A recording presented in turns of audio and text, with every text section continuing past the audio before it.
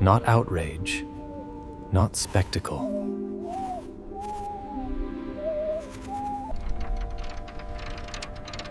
Continuity so smooth it feels like anesthesia. They kept the water and taught the witness to behave. Find the account, not the event.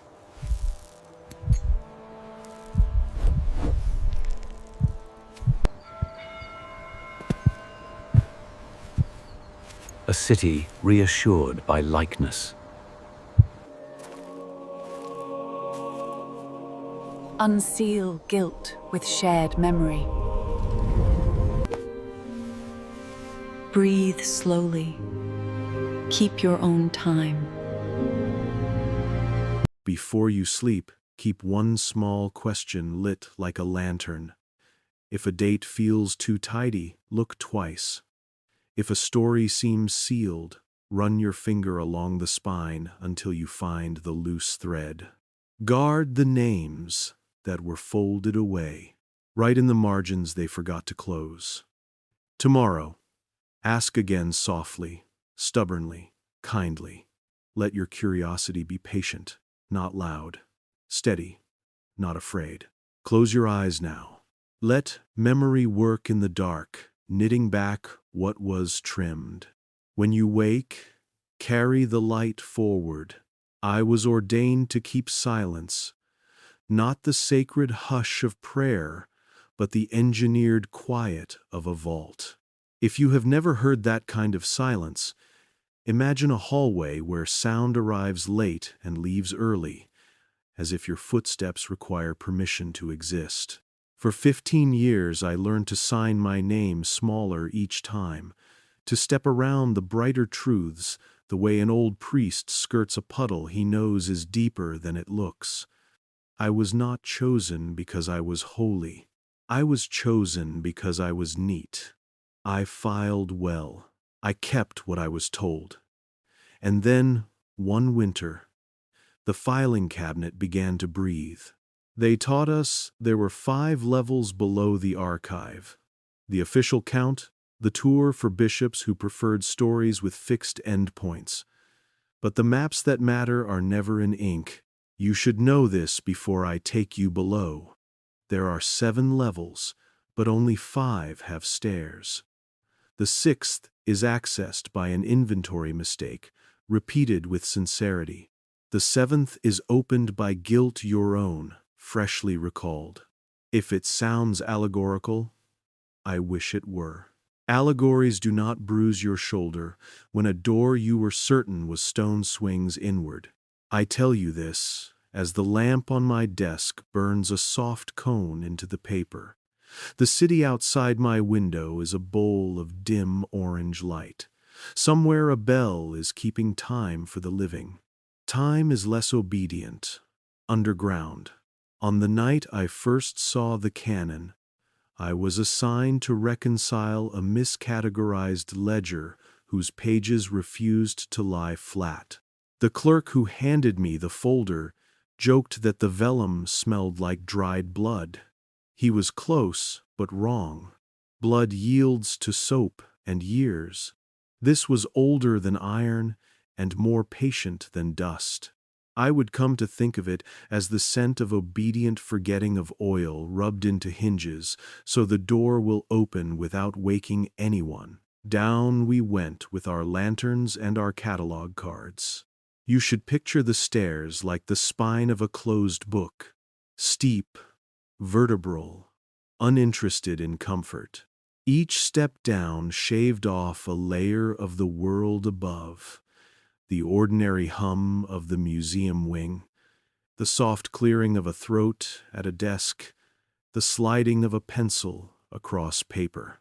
The 5th landing had the official seal, an arch damp with honest age, a bronze plaque warning amateurs to turn back. We kept walking. When the corridor narrowed, our light pulled tight, and the walls on either side changed texture from familiar Roman stone to something denser, older, as if the passage had been cut through a single, reluctant bone. The lantern flame thinned to a needle. I remember my breath fogging, and then not fogging. A peculiar stutter as if the air was reconsidering whether it should honor physics. The door itself should not have been there.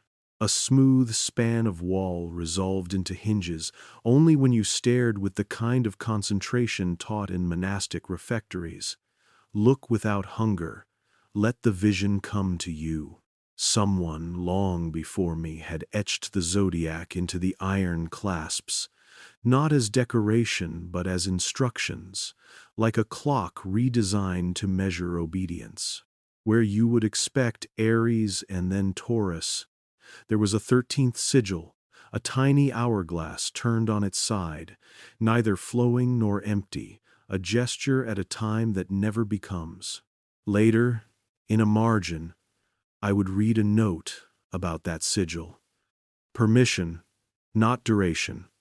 At the time, I thought it clever. I am less fond of it now. Keys are ceremonial in a place like this.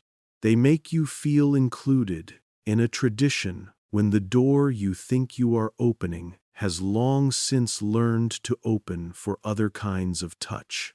The archivist accompanying me, a man whose name I was trained not to remember, produced a ring of keys that glittered like tethered stars. He lifted one and paused, as if listening to an instruction delivered by a very old habit, then selected another. None of them fit. He looked relieved. Then he stepped back, nodded at me, and, very gently, asked if I had anything to confess. I tried to laugh. He didn't. I don't know what you believe about confession. I was taught the ritual mechanics and then the real usage. For the public, confession is absolution.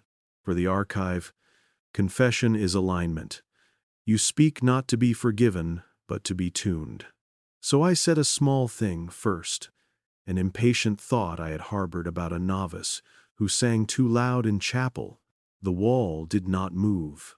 I said a heavier thing, an omission in a report that protected a superior from an awkward audit. The hinges whispered, a sound like pages fanning themselves in a warm breeze. The archivist nodded toward the seam. "Your third," he said, and I understood, with a kind of nausea that felt like awe, that doors have appetites. I opened my mouth and spoke a truth that had not yet occurred to me fully. I liked the power of deciding which facts arrived where. I liked erasing without the vulgarity of deletion. The seam unstitched itself with courtesy. The door swung inward, not heavy, not light, as if delighted we had finally remembered the correct handshake. Inside, a chamber small enough to forbid grandeur, large enough to reshelve your sense of scale. The ceiling gathered low, its curve an intimacy rather than a threat. The shelves had the geometry of patience, each niche a mouth slightly open to receive a word and hold it without bite. In the center, on a stand designed to look accidental, sat a folio bound in iron and something that was not leather. Iron is honest. It rusts. It announces its fatigue. This binding did not age. It abided. The clasps were etched with miniature constellations, each line not quite where the sky would put it, as if the engraver had corrected the night. A keyhole with no depth looked back at us calmly.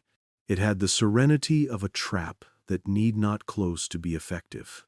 My hand found the corner without consulting me. I expectation.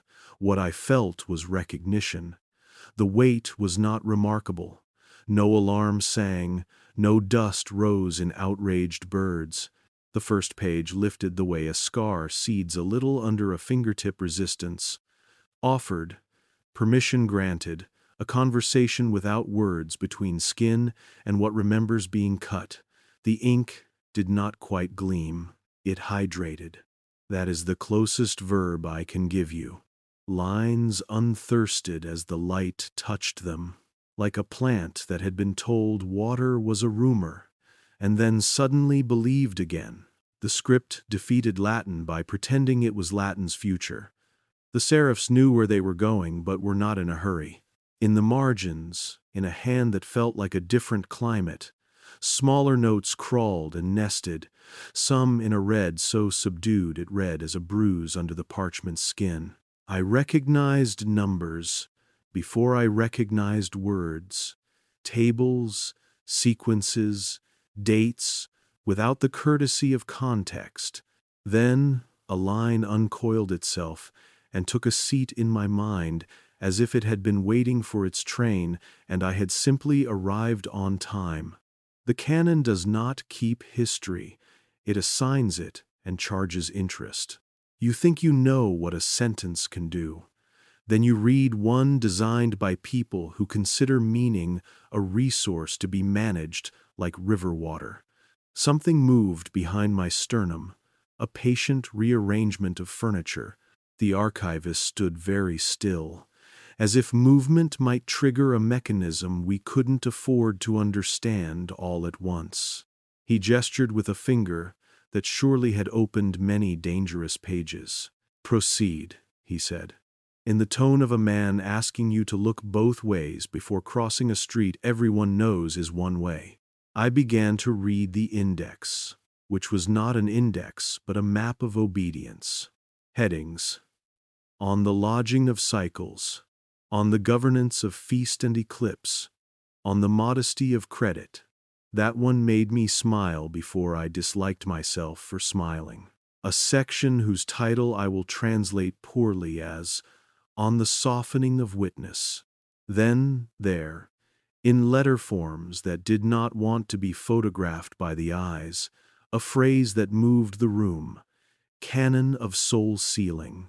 Not a chapter, but a rubric, italicized without italics, as if the page had leaned toward me and whispered from the side of its mouth, "Soul-sealing."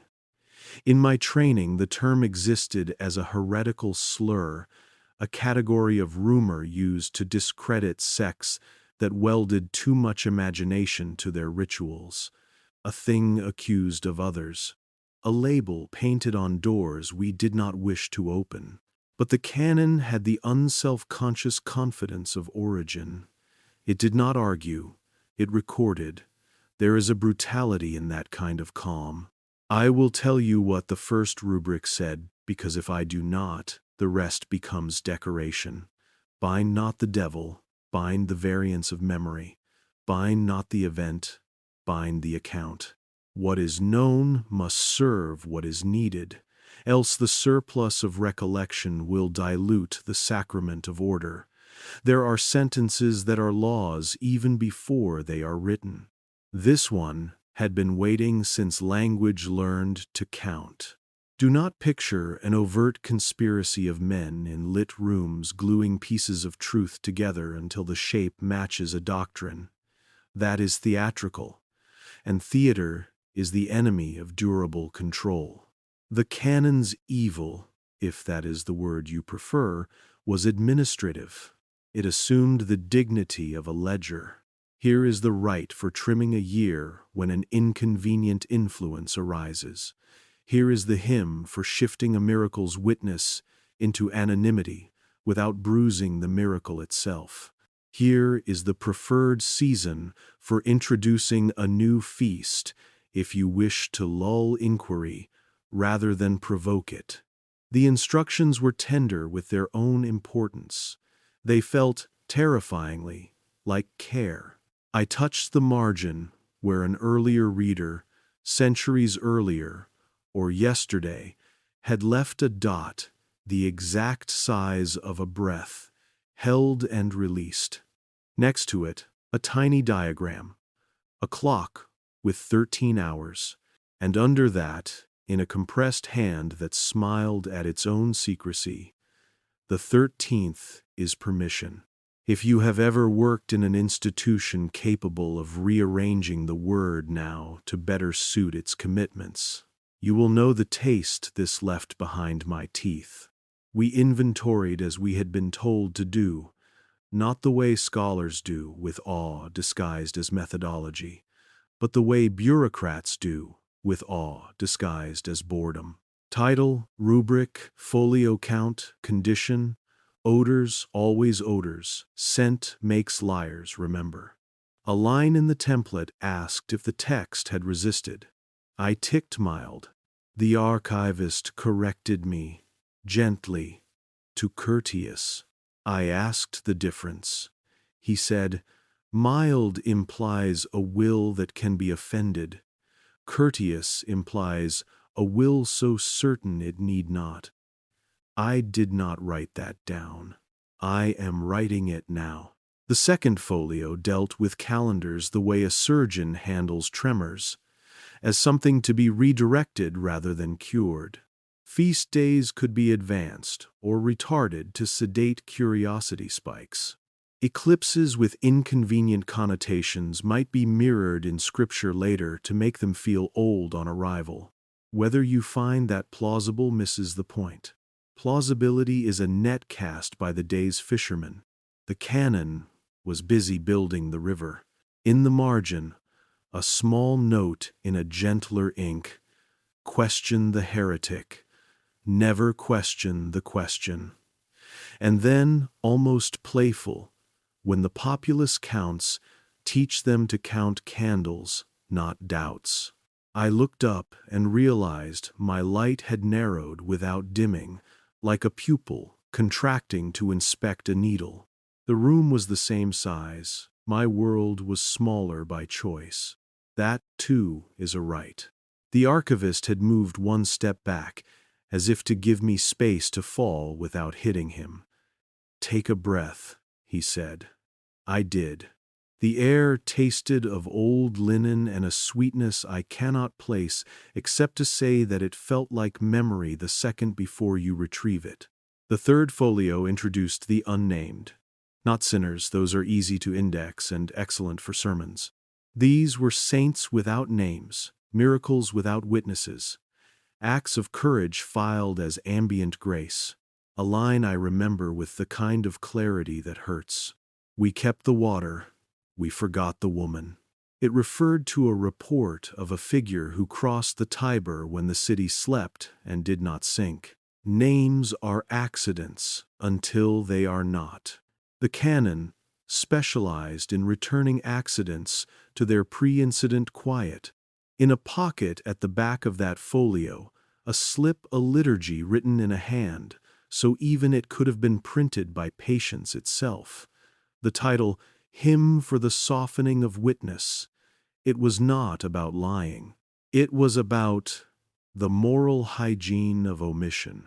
Sing this in the key of D. Sing it before dusk. Sing with 3 voices, but record 2. Let the version sung feel more complete than the version preserved. I do not know what to do with that sentence even now. I will tell you a smaller thing, because large mechanisms require small handles. While turning the page, I felt the faintest rise under my finger, as if the ink itself were not a stain but a memory of pressure. Letters do not usually remember being written.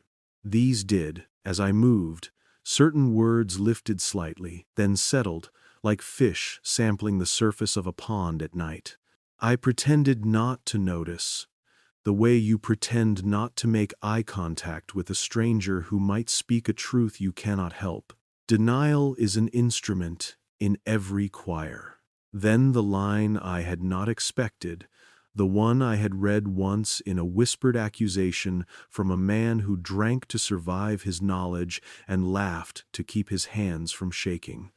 Soul-sealing is not to bind devils.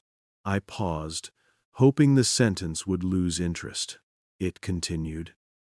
It is to bind the variance of human memory to the requirements of the day.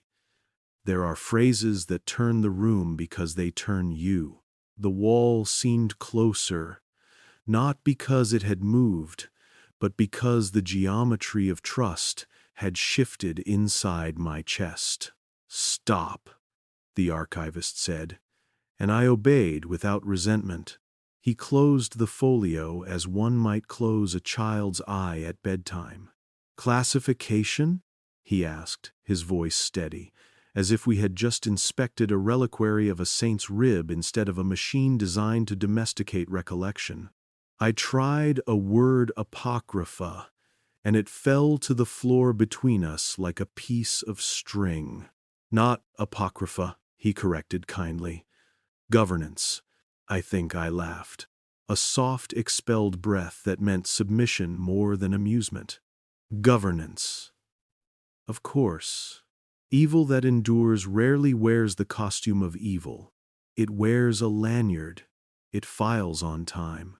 It is congratulated for preventing chaos. I wrote governance in the box and realized, with an ache like realizing your handwriting has changed permanently, that I would not be able to unlearn that category.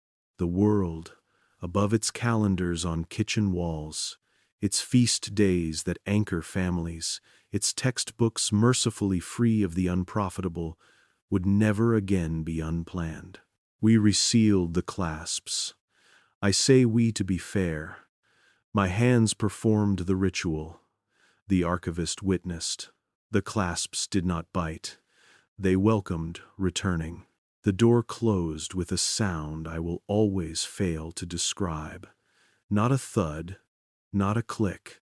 Something like the word later said, by someone who has already decided never. We ascended into a stairwell that smelled briefly of rain, though it had not rained in days. Rain is the original archivist, humbling the pride of stone, insisting that everything return to river eventually. Above, in the legitimate brightness, the clerk who had made the blood joke asked how it went. The way someone asks about a film everyone intends to see but no one wishes to admit treasuring. "Courteous," I said, and he nodded as if I had passed a test he both feared and resented. I returned to my desk.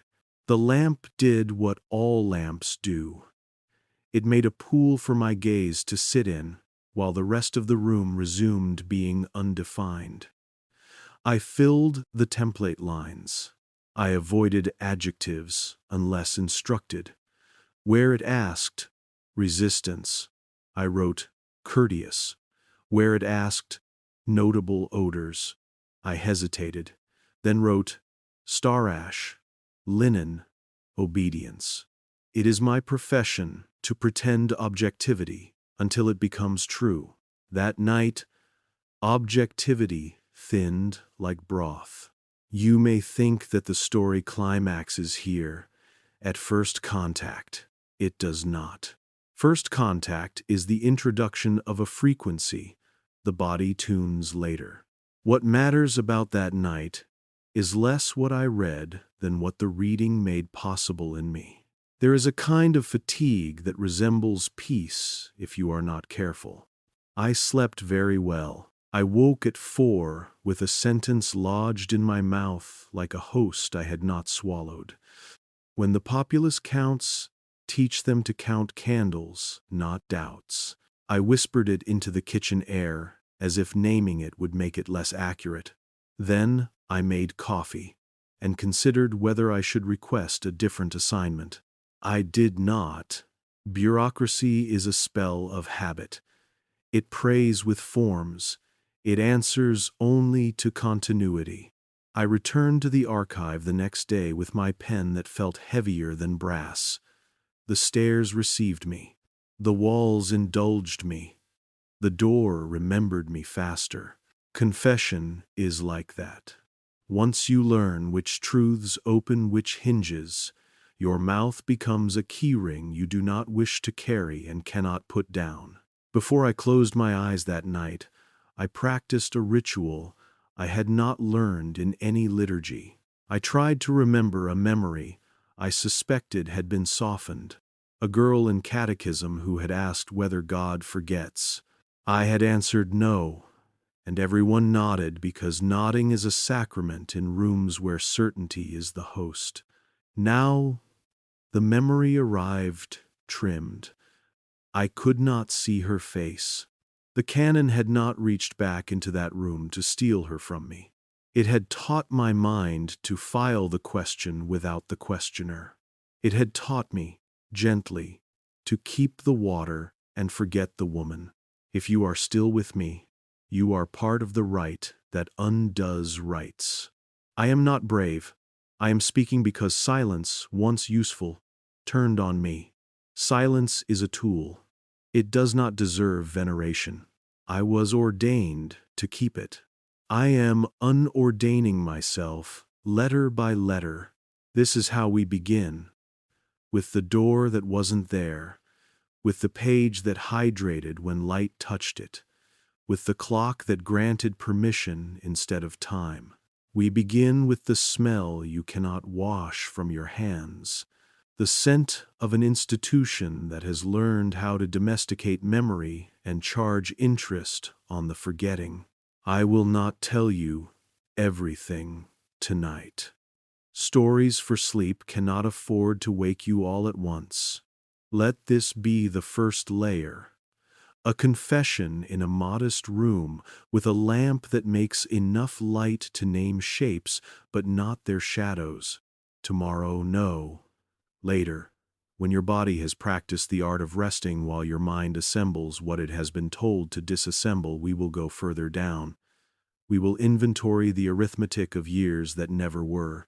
We will look at the hymn that turns witnesses into echoes.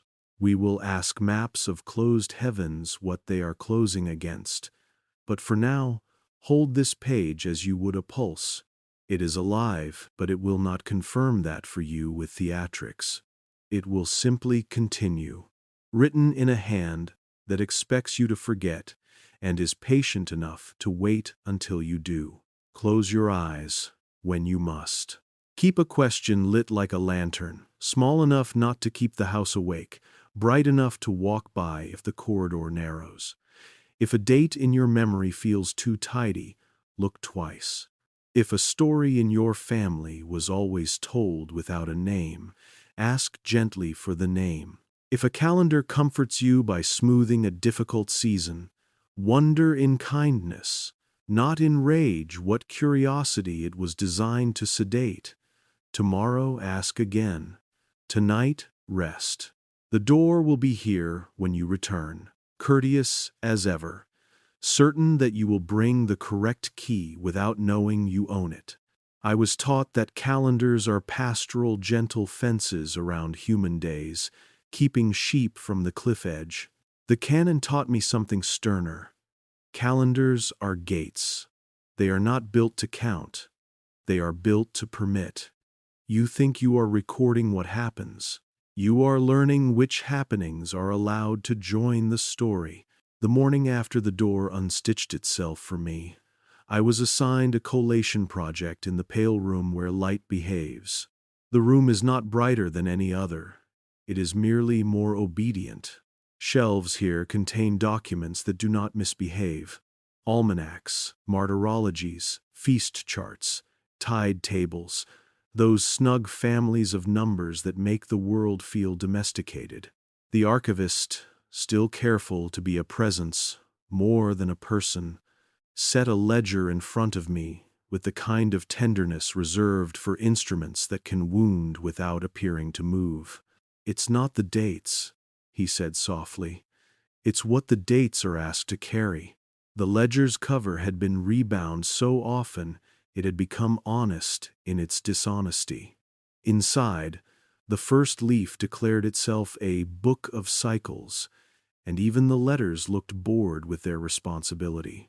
I have a weakness for the tidy. I felt almost at ease. The canon's hand appeared on the second leaf, unannounced, a rubric at the top in that quiet, confident script on the lodging of cycles. Not setting, not marking, lodging, as if time arrived with a small suitcase and needed a room. I understood then what kind of arithmetic this was. We were not counting hours. We were assigning rooms to the guests called days. One column recorded feast days as they had been celebrated, dates, saints, readings, the pleasures of continuity. Next to it, another column recorded feast days as they were to be remembered. After necessary considerations, it is the kind of phrase institutions use when they need to move a mountain and prefer the mountain to consent. Most of the time, the columns agreed. Legitimacy requires long stretches of agreement so that the few migrations look like mercy. Then I found the 13th hour again, not drawn on a clock this time, but listlessly implied in instructions. If public anxiety exceeds the ratio desirable for docility, add a liturgical hour after Compline, in which fear may be folded into piety. The line seemed practical, almost kind, if you did not notice that the ratio of docility had been calculated. The canon's compassion is atrociously sincere. You would like proof that any of this mattered. I wanted it too. The third row supplied an example with a politeness that felt cruel. An eclipse had been seen twice. The entry was simple. Eclipse, winter quarter, populace unsettled. Repeat eclipse in Scripture next quarter. Classify second mention as prophetic recollection. In other words, the sun hid. People stared and felt unsafe, and the canon decided that the safest antidote to fresh dread was stale wonder. It would be laughable if the math didn't work. We are calmer when we feel we have already survived. A margin note, in a hand fond of parentheses, added, when dread is recent, delay awe. When awe is recent, permit dread. It will look like vigilance. If you are hunting villains, you will not find them here. You will find craft. I turned a page and found a diagram that looked like a spider web, politely deciding it could be a wheel. Months, not as a ring, but as spokes connecting to a hub labeled simply permission. Between certain spokes, tiny stitches, dashes as tender as eyelashes were annotated, narrowing. Here, a feast moved 3 days forward. There, a saint's commemoration shifted one cycle, so the season would feel steadier. The canon's authors understood something about human bodies.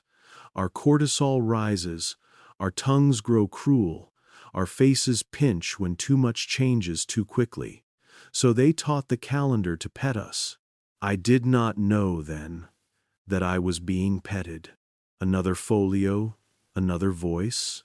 On the modesty of credit again, that chilling charm disguised as accounting, the text proposed a practice called a reconciliation mass. Not reconciliation between enemies, but between the day that occurred and the day recorded. The rite was dull by design. Incense that smells like old manuscripts. A hymn in a mode that never quite resolves. A sermon about patience that does not name its irritant. The point is to tire the appetite for difference, so that the appetite for continuity can consume it in small, digestible bites. They called it mercy. I began to understand why mercy frightens me. There were lists of softeners, as if the canon had a pantry, a saint of no controversy inserted between two feast days that would otherwise spark debate, a local miracle retold at a national scale to blunt the sharpness of proximity, a procession lengthened by one block so that muscles, not minds, would ache by the time the banner reached the square. You would be amazed what physical fatigue can do to conviction. I read once that armies plan how to keep soldiers tired enough to obey and awake enough to function. I saw the same calculus applied to a city's soul. Then the phantom block. The canon did not call it that. It called it so soft, the year of respite. The instructions were as shameless as a sunrise. When an accumulation of discordant accounts threatens the peace, lodge a surplus of days in registers that do not touch the streets. The phrase, "do not touch the streets," made my stomach threaten a new allegiance. The practice was simple. Insert a span, days, weeks, occasionally a whole season into ledgers and sacramentaries, so that subsequent calculations of age, tenure, debt, penance, and custom fell into line. Instruct public preachers to speak of a long season of quiet. Choreograph the market with a shortage of provocations. The public forgets, said the margin, not because memory fails, but because nothing new arrives to remember. You ask whether such a thing is possible, time stored like grain in a silo, portioned out later to fatten the lean. I can only answer the way the archivist did when he saw my face fog with disgust and delight. If time is a parish father, then calendars are its ushers. They seat the days. They keep certain kinds of people apart. They know who is late often enough to bear watching. The ledger grew exact as it grew cruel. Rows specified how to adjust a saint's day when a ruler died inconveniently close to it, how to dignify a famine by pairing it with a commemoration of a martyr who did not quite starve, so no one could accuse heaven of repetition, how to place a jubilee after a scandal so the jubilee could be credited with healing what it had only buried. A separate hand, pricked with hesitation marks, like someone tapping the page with a needle, wrote, "Do not perform this near the coastal markets. Fishermen notice tides." I laughed the way people laugh at funerals when the eulogy accidentally tells the truth. There was a set of parchments stapled to the ledger's belly with thread the color of resigned rust.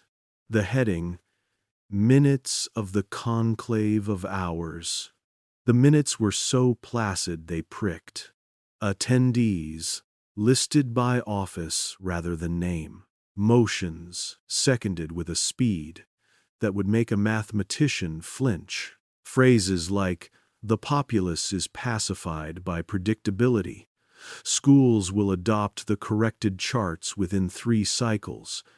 And this one took my breath.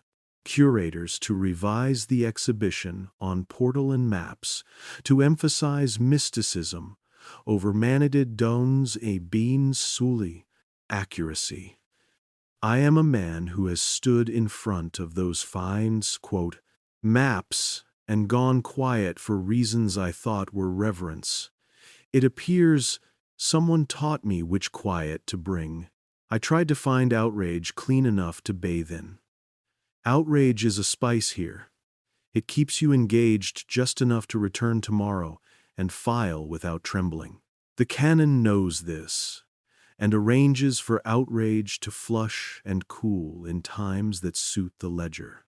When scandal can be useful, when a rival must be disciplined, when the city has grown too proud of a new appetite, outrage is allowed to bloom like a loud flower in a narrow street. When scandal would illuminate the river that feeds the institution, outrage is lulled with the white noise of familiar days. In the margins, a scholar whose sense of irony survived administrative baptism wrote a single line that nearly undid me. When the populace counts, teach them to count candles, not doubts. You know this line already. It woke me like a bell in the pre-morning. Seeing it here gave it lineage. It was not a clever aphorism. It was policy. The ledger did not restrict itself to festivals. It spoke to birthdays, conscriptions, tithes due, penances owed. There were tables for adjusting ages in one direction for men needed in wars, and in the opposite for men whose deaths would complicate an inheritance desirable to the Church. This is where the canon feels least mystical and most municipal. Here the magic is arithmetic, so clean you could eat from it. When the tax base sours, one line read, "Sweeten a feast with indulgence. Ensure the day's coin returns to the same bowl from which the incense burns." I wanted to throw the book, which is an unprofessional desire and therefore proof that something living still objected in me. I was not alone with the ledger. The archivist had the courtesy to perform absence at intervals, leaving me enough room to entertain treason and enough supervision to remind me that apostasy here is as procedural as prayer. During one absence, I eased a stiff sheet free from the back, where bindings conceal their most expensive truths. A map, no coastlines, no roads, only circles, each labeled not with months but with verbs: permit, narrow, smooth, stall, soften, rehearse, retell, reconcile. In the center, where a compass rose might bloom, one word: obligation. It turns out the days do not belong to us. We rent them from whomever can write a ledger that lives longer than we do. I tell you this, and you picture villains. Villains are narcotics the canon cannot afford. What the canon prefers is caretakers, men and women who truly believe that without these adjustments, the city would dissolve into appetite. They are not entirely wrong. This is the cruelty that kept me dutiful for as long as I was. Every lie had a speck of the flavor of medicine. Every trimming of the year saved someone from a panic they may not have survived. The canon harvests gratitude from the very people it quiets. Halfway down the ledger, the script changed as if a new scribe had taken up the task with a less patient soul. The new hand had not become cruel yet, and so it confessed unintentionally. In the margin of a reconciliation mass schedule, the scribe wrote, "Our numbers are correct. The people are weary. The saints are misfiled. The sky refuses to care." I wanted to find him and forgive him across the centuries. I wanted to ask him whether he ever placed a feast back where it belonged, when no one was looking. I wanted a model for courage that did not require a spectacle. The climax of that morning arrived quietly, as most reliable wreckings do. A subsection I had skimmed at first, on the governance of feast and eclipse, described a rule so elegant it tasted like honey. Never permit an unpredicted wonder to remain unpredicted longer than one season. The strategy has two arms. First, if a wonder occurs in the wild and upsets the ratio of docility, reproduce it in the safe theater of scripture, hymn, or relic story within a season, so the public can make a home for it in the past. Second, if a wonder refuses reproduction, starve it. Do not speak of it from the pulpit. Do not draw it. Do not deny it. Wonder dies fastest in a plain room without witnesses. The canon does not slander, it unhosts. I felt the chair beneath me as a kindness. The body has a genius for staying seated during revelations it cannot afford to stand and salute. I looked at my hands and found them steady, which terrified me more than shaking would have. The archivist returned with 2 cups. He always knew how many. He set one near the ledger with the delicacy of a chalice and said nothing. He had the gift of not filling in the silence with directions. He let me land on my own. "You're thinking of phantom time," he said at last. "Not as accusation, but as punctuation." "They don't call it that," I said, owning the habitual they that had kept me safe. "They call it respite." He nodded. "Words are room assignments too." He gestured at the web wheel, the verbs radiating. "These are not lies, they are accommodations. If you run a city of souls, you will learn to build rooms for grief, fear, boredom, and zeal. You will learn that zeal is a flood season and that floods require spillways. The canon is a spillway. He paused. It is also a theft. I knew I should ask something practical. Whether ledgers like this exist in other cities, whether these practices ever failed, whether, if a populace became clever enough, any adjustment would hold. What I asked was, where do the surplus days go? To the people who write the ledger, he said without cruelty. They live longer in the memory than their neighbors. Their scandals decay slower. Their victories can be extracted in lean seasons. If you have ever wondered why certain families remain inevitable, the answer is arithmetic. I closed the ledger and found that my vision wanted the hallway something long and simple. The pale room, with its obedient light, had begun to feel like a confession booth designed for architects. On the table beside the ledger lay a hymnal, as if the room wanted to remind me that music exists. I opened it to a random page and read a line that must have comforted someone once. Teach us to number our days, that we may gain a heart of wisdom. I wanted to write underneath it, who is doing the teaching? Who is collecting the numbers? Whose heart is being shaped by this curriculum? I did not. I am fond of employment. At lunch, which we took standing like thieves, almost always standing. Chairs make you linger over appetite. We spoke of fish. The archivist had a passion for anchovies, for the way salt dramatizes their honesty. You can tell, he said, if a cook believes in the ingredient by the way he uses salt. Salt is not a flavor, it is a decision. He looked like a man who had given himself permission to enjoy a detail.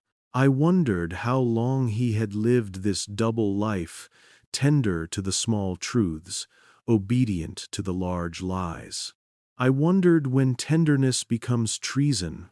That evening, I took the city like a pulse, the market closing with its ritual clatter, the pigeons performing their pointless counsels, the boys filing out of a school with mouths greedy for air not ruled by a teacher. Time above ground behaved again. It was unthreatened by revelation, the way a river forgives the sketchbook that misdraws it. I tried to feel contempt for the city's unknowing. I succeeded only in feeling love. Love is a poor tool for reform and an excellent reason to attempt it anyway. On my desk, the lamp performed its faithful trick. The light made of me a human of one room with responsibilities I could name. I copied a line from the canon in my notebook, not the words, which I would not profane there, but the shape, the arrangement, heading, rubric, margin note, table. I recognized the comfort of boxes. Then I did a small violence I could live with. I dated the page with the wrong day. A Tuesday marked as Wednesday, an hour misfiled into permission. It was a childish rebellion, like refusing to button the top button of a cassock no one is looking at. Still, I slept sweeter that night for the error. You came to this confession to hear about demons and found accountants. I am sorry. Evil that endures is always well staffed, but since you are here, let me leave you with a thing you can use. When a date in a story is too tidy, the story is not lying. It is performing hospitality for a guest who prefers their tea without questions. When an eclipse appears twice, the canon is working, not to fool you, but to comfort you into forgetfulness. When you feel strangely soothed by a season that ought to trouble you, ask not angrily, not with the pride that makes reform. Ridiculous ask whether anyone has added an hour to your night in which fear could be folded into piety. If they have, Light a smaller candle, one that requires you to sit closer. Ask your grandmother the same story again and beg her to remember the name she forgot the first time. I did this once with my own memory. The girl by the Tiber, nameless in the canon's tender theft, swam closer on the second telling. I could see the shape of her hair, the way it darkened when river mist softened it. I could not yet hear the name. Names come last. Institutions know this. It is why they file names first. The canon keeps time the way an innkeeper keeps rooms, generously until the house fills, ruthlessly once the house is full. We are taught to be grateful for the roof. It is a reasonable gratitude. It becomes unreasonable when we begin to mistake lodging for ownership. If you are tired, you should be. Revelation is an aerobic activity performed by the mind while the body sits perfectly still. Sleep is not surrender. It is the hour 13th, perhaps where memory does its books. Let it. But before you close your eyes, put your day in order the way the canon would not appreciate. Name a thing that happened and refuse to smooth it. Leave it slightly jagged. It will snag at you tomorrow in a useful way. Tomorrow we descend into the shelf where the nameless saints were filed, not to punish them with attention but to rescue the grammar of witness. We will take up the map that closes heavens and ask why anyone would prefer a sky with fewer doors. We will listen for the choir that sings in a key designed not to resolve, and ask whether resolution is something we were taught to crave by men who profit from our impatience. For now, let the arithmetic be. The city needs its hours, and you need your sleep. The ledger will be waiting, courteous, omnivorous, punctuation perfect when we return. Thinking, the canon never shouted. It hummed like a choir in the next room, singing a song you almost recognize, one key lower than comfort. After the arithmetic of time taught me that calendars are not guardians, but ushers, the archive sent me to a shelf with a reputation for good behavior. Good behavior is dangerous. The wicked announce themselves. The obedient are hired. They called the shelf the Index of Virtues. It was, of course, nothing so honest. The label on the wooden lip had been sanded and rewritten so many times, the grain looked like a fingerprint smudged by a careful thief. The new lettering was neat and unambitious, in nomen. A librarian's joke, the kind that smiles with half a mouth. To file something in the name is to suggest it has one. I learned otherwise. The cabinet was the kind with shallow drawers that rattle like restrained birds, brass pulls, bone tags, a geometry designed to comfort the kind of mind that finds pleasure in a well-ordered sin. I slid out the first drawer and inhaled the smell I had begun to call obedience. Linen, candle soot, and that star ash sweetness that suggests someone once asked the night to give up its ink. Cards slept there, edge-worn, soft as manners. Each bore a heading in a patient hand. A woman on the river, a child in the kiln, the old man and the lightning, two brothers at the well, the bell that wouldn't, no names. The miracles were crisp. The witnesses had been tidied off like crumbs brushed from a cloth between courses. A card about the river woman. I had not expected to find her. I had expected to deserve not to. Read. Locale.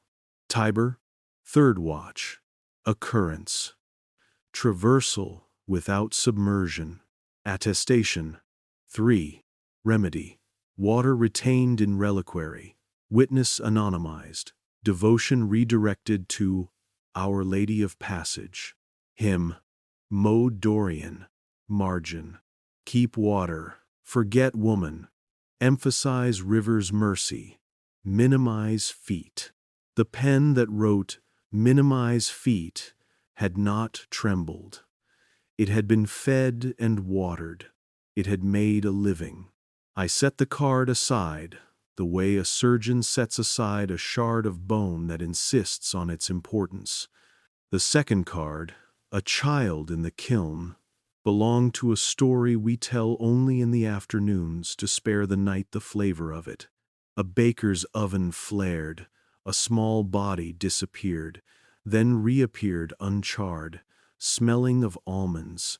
The canon's remedy: bless the oven, not the child. Attribute protection to a saint renowned for domestic mercies. Instruct the mother to thank the saint in public, and the baker in private. Forbid the child's name from being sung in the hymn. The line that made me sit, miracle transferred to hearth, witness distributed into custom. Bureaucracy can launder awe the way banks launder coin. The drawers multiplied.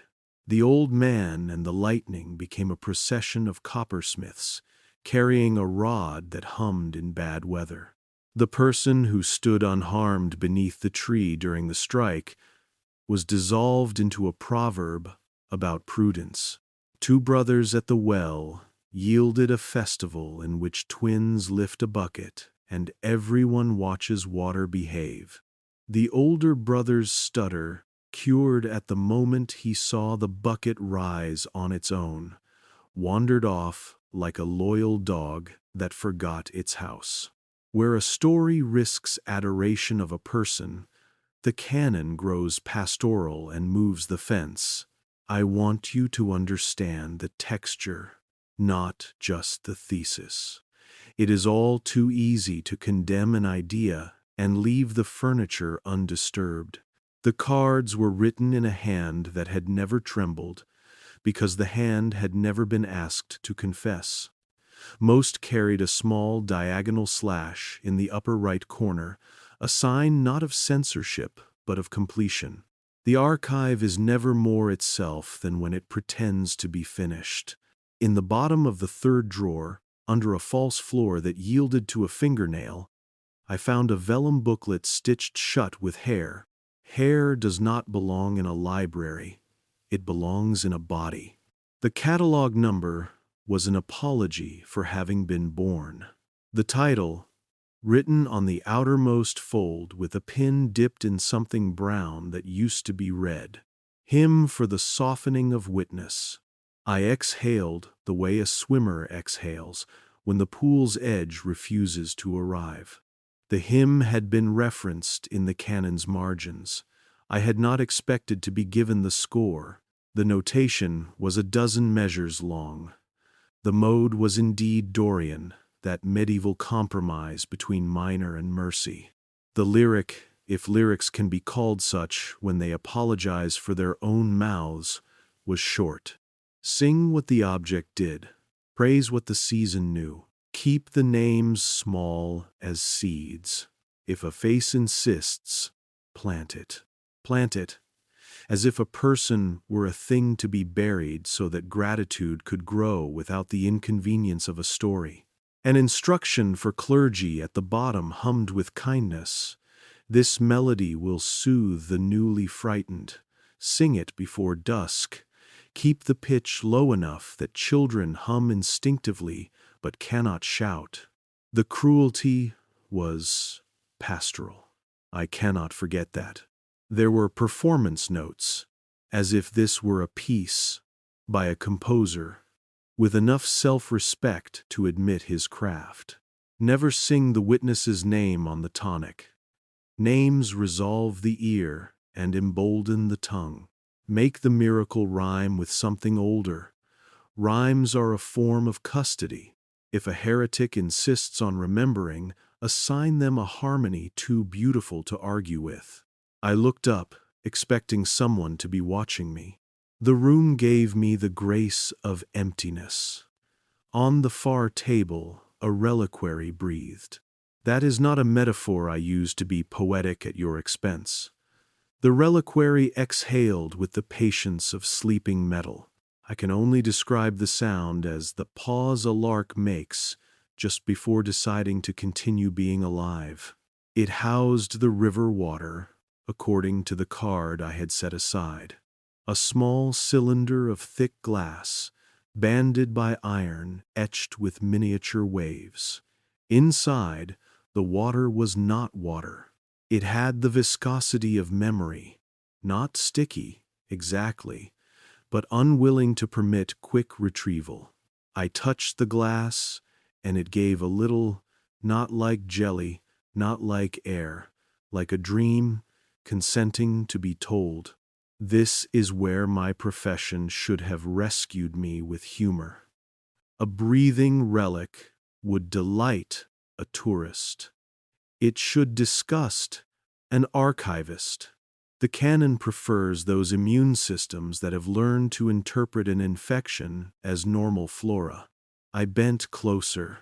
The water thickened around the idea of a foot. Not a foot, not a shape. The memory of a pressure that had known the mercy of not sinking and wished to keep that knowing. It passed. I forgot it. I remembered it again in the act of forgetting. This is how the canon works at close range. It teaches the mind to be considerate towards erasure. In a side room, whose ceiling stooped as if in apology for existing, I found the choir, not the actual nuns, who sang elsewhere to preserve the illusion that human throats cause hymns. Here were the instructions for a choir that did not wish to be heard, but wished the air to remember singing. They were called, with an earnestness that made my teeth feel unread, the Silent Sisterhood. The idea was economical. You can train silence, you cannot train noise.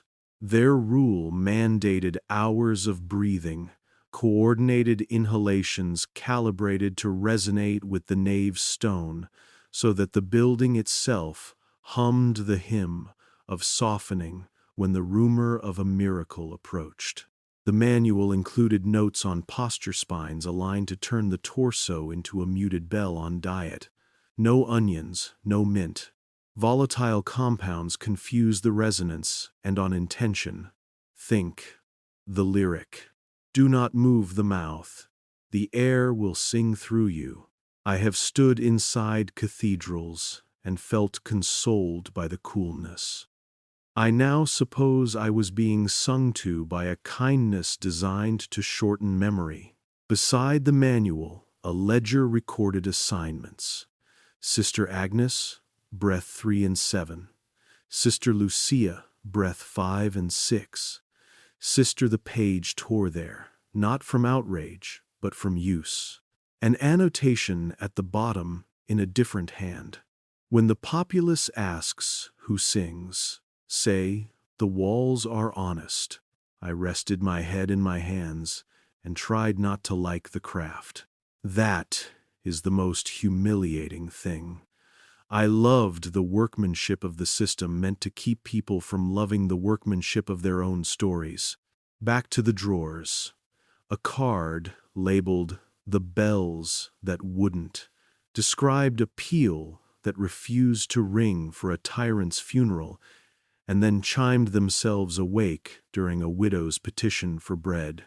Remedy: retune the bells, reassign the miracle to the instrument, not the widow. Invent a small legend about metal remembering mercy. Commission a painting of a bell cracked for love. In the hymn, the tyrant was not a man, and the widow was not a woman. There was only a bell and the abstract virtues it decorously admired.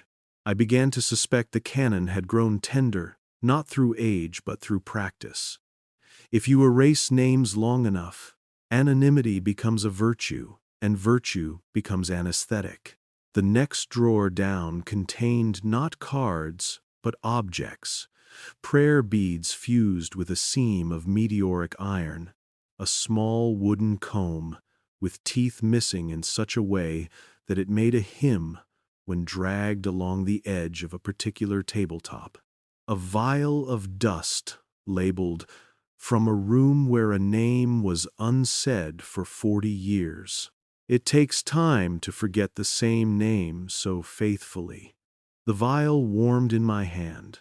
The archivist found me standing very still, my hand around the vial like a failing candle. He did not touch me. Touch has too many meanings down here and not enough permissions. He looked at the hair-stitched hymnal and gave the smallest nod of approval, the way a gardener approves rain. "If you feel ill," he offered, "you are reading correctly." "What is the purpose of Unnamed Saints?" I asked. "If holiness is useful, why not pin it to a person the mind can carry?" He tilted his head. "Because persons demand continuity. They grow into needs you did not foresee. They miscarry doctrines. They request justice with their biographies. Objects ask only to be dusted. He's all this says. Is there no kindness in remembering the river rather than the woman?" I asked, generously seeking a mercy I had not yet granted myself. "The river gives to many. A name gives to one." He almost smiled. "You have learned to argue like a ledger. We worked in tandem then, because denial does not catalog." He recorded titles while I thumbed edges and tallied remedies. I found a pattern and said it before I could convince myself it was cleverness, a sin I commit when frightened. "They save the miracle," I said. "They delete the witness. They return the favor to heaven and keep the story for themselves." He lifted a brow. "They curate devotion. Curators do not lack convictions. They lack witnesses who keep their own." He left me with a stack labeled Sancti Privati Private Saints. The oxymoron was confessed in ink. These were men and women whose names appear only in internal documents. Directives, reprimands, training manuals for confessors who must answer with speed. A profile caught me by the sleeve. A midwife who saw a halo and refused to remain quiet. Remedy. Promote the halo. Demote the midwife. Found a shrine to the cradle light. Provide the midwife with anonymous patronage so her devotion does not starve. Warn her, kindly, that names are inflammable. The canon could be gracious to individuals it intended to erase. It preferred gratitude unencumbered by memory. There were failure reports too. Not every softening softened. One card bore a burn mark, like a small eclipse. Incident. A mason named Elias raised an arch with such precision that a beam of winter light painted a scripture on the floor at noon. People gathered every day. They called him Saint Elias of Angles. Remedy attempted. Rename arch, Mercy Gate. Commission homily emphasizing geometry over man. Instruct Elias to accept the compliment and return to humility. Result. Elias began carving names of dead children into the mortar joints where the light fell. Action. Exile him with stipend to a monastery. Assign his craft a generic guild patron. Note, sometimes witnesses insist on witnessing. We must then witness them elsewhere. I thought of exile as a relocation of names. The archive drew maps not of roads but of remembrance. Where a person insisted on being an origin, the canon moved the origin to an object and the person to a distance. I did not cry. Crying is honest and therefore rare underground. I did something worse. I practiced the hymn, not aloud. I shaped the breath the way the manual instructed and listened as the air collected the melody from my ribs. The room responded like a dog that cannot resist a whistle.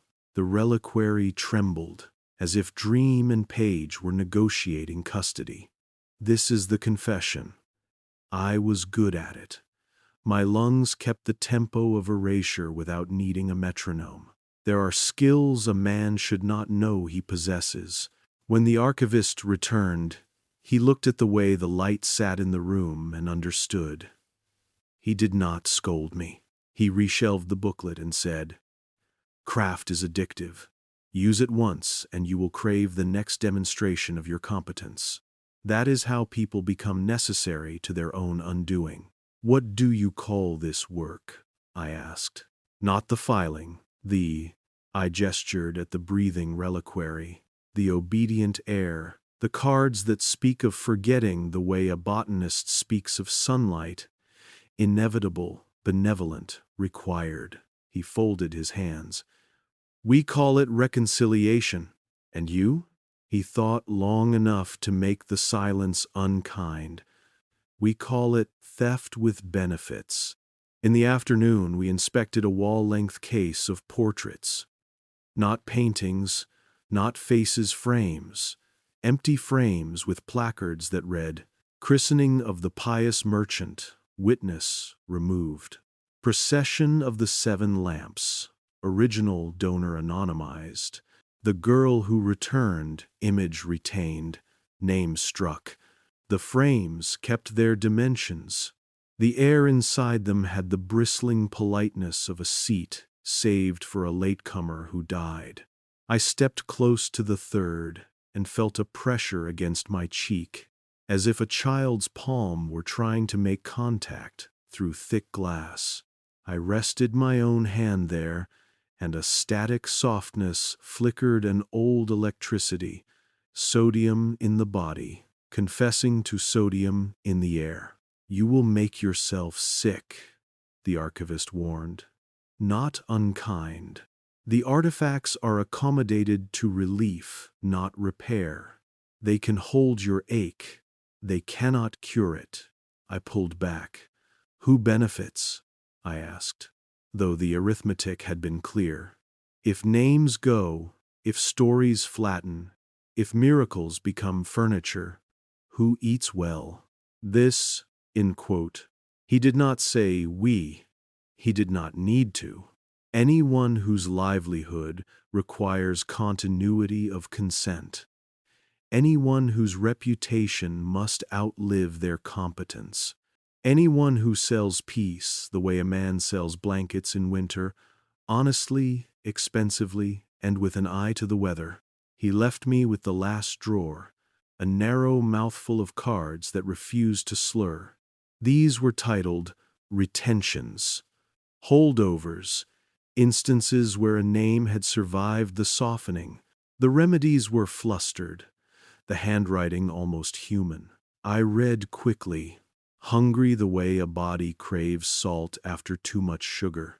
Marta of the Well insisted on signing her full name on every bucket. Died young. Mourned loudly. Canonization denied. Name persisted in lullabies. Remedy: purchase lullabies. Publish edited versions under anonymous city nurse. Fail children prefer the old cadence. Kofi the candle maker. Carved names of the missing into wax bottoms. Churches could not melt them without revealing the carvings. The faithful began peering under candles. Remedy: multiply candles. Exhaust the inclination to check. Fail curiosity is aerobic when practiced in groups. Rosa of the Alley told fortunes with dates that matched ledger adjustments. Sold truth as entertainment. Laughed at sacristans. Arrested. Became a proverb for cunning. Remedy: give her a feast of fools. Let the city laugh safely. Partial success.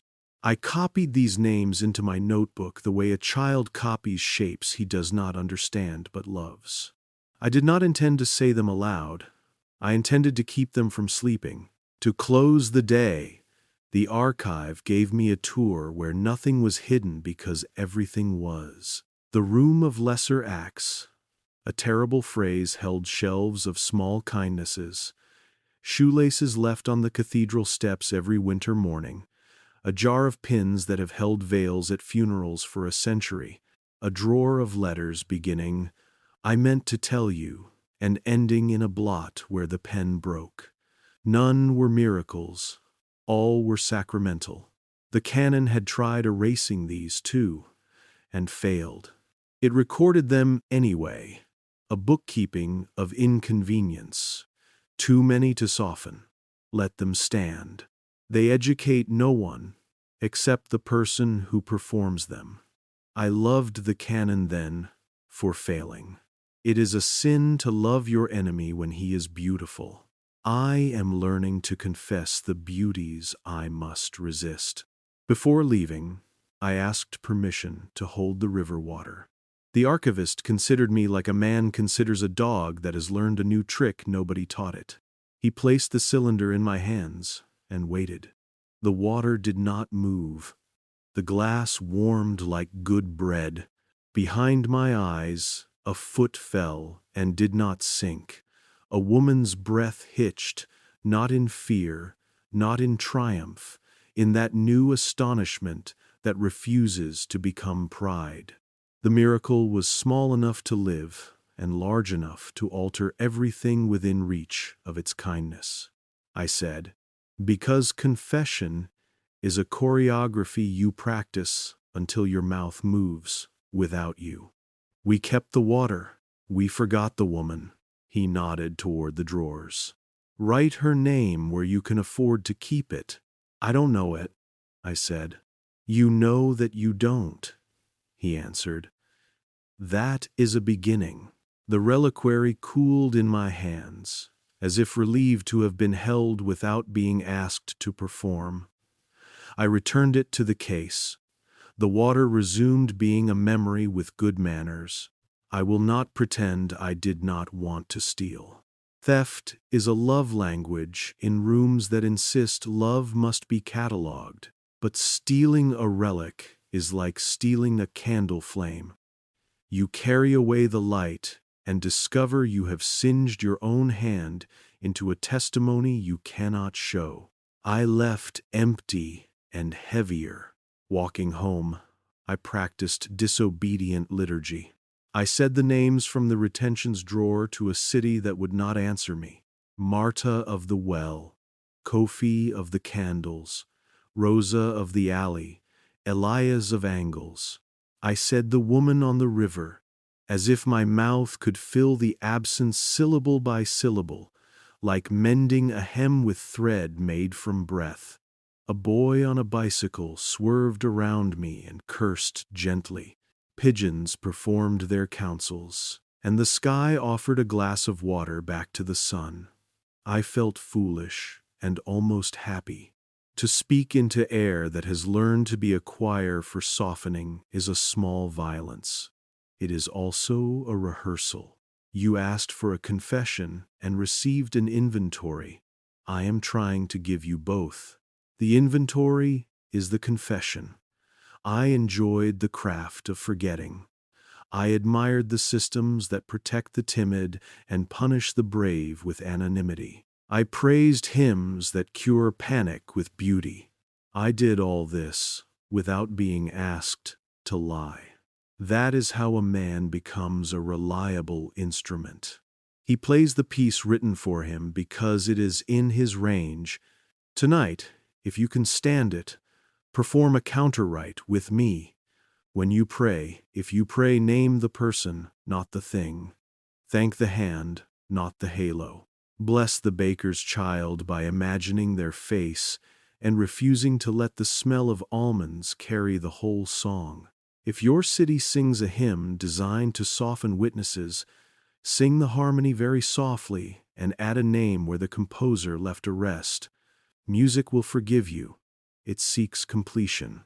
Tomorrow we will enter another room, one with maps that contradict the sky and gates drawn where the firmament refuses to build doors. We will ask why anyone would prefer a heaven with fewer entrances. We will look for the mechanism hidden under the altar that allows an angel of brass to turn its head only when the congregation is distracted. For now, keep one question. make it small enough to survive the night. If a story arrives without a face, ask politely for the face.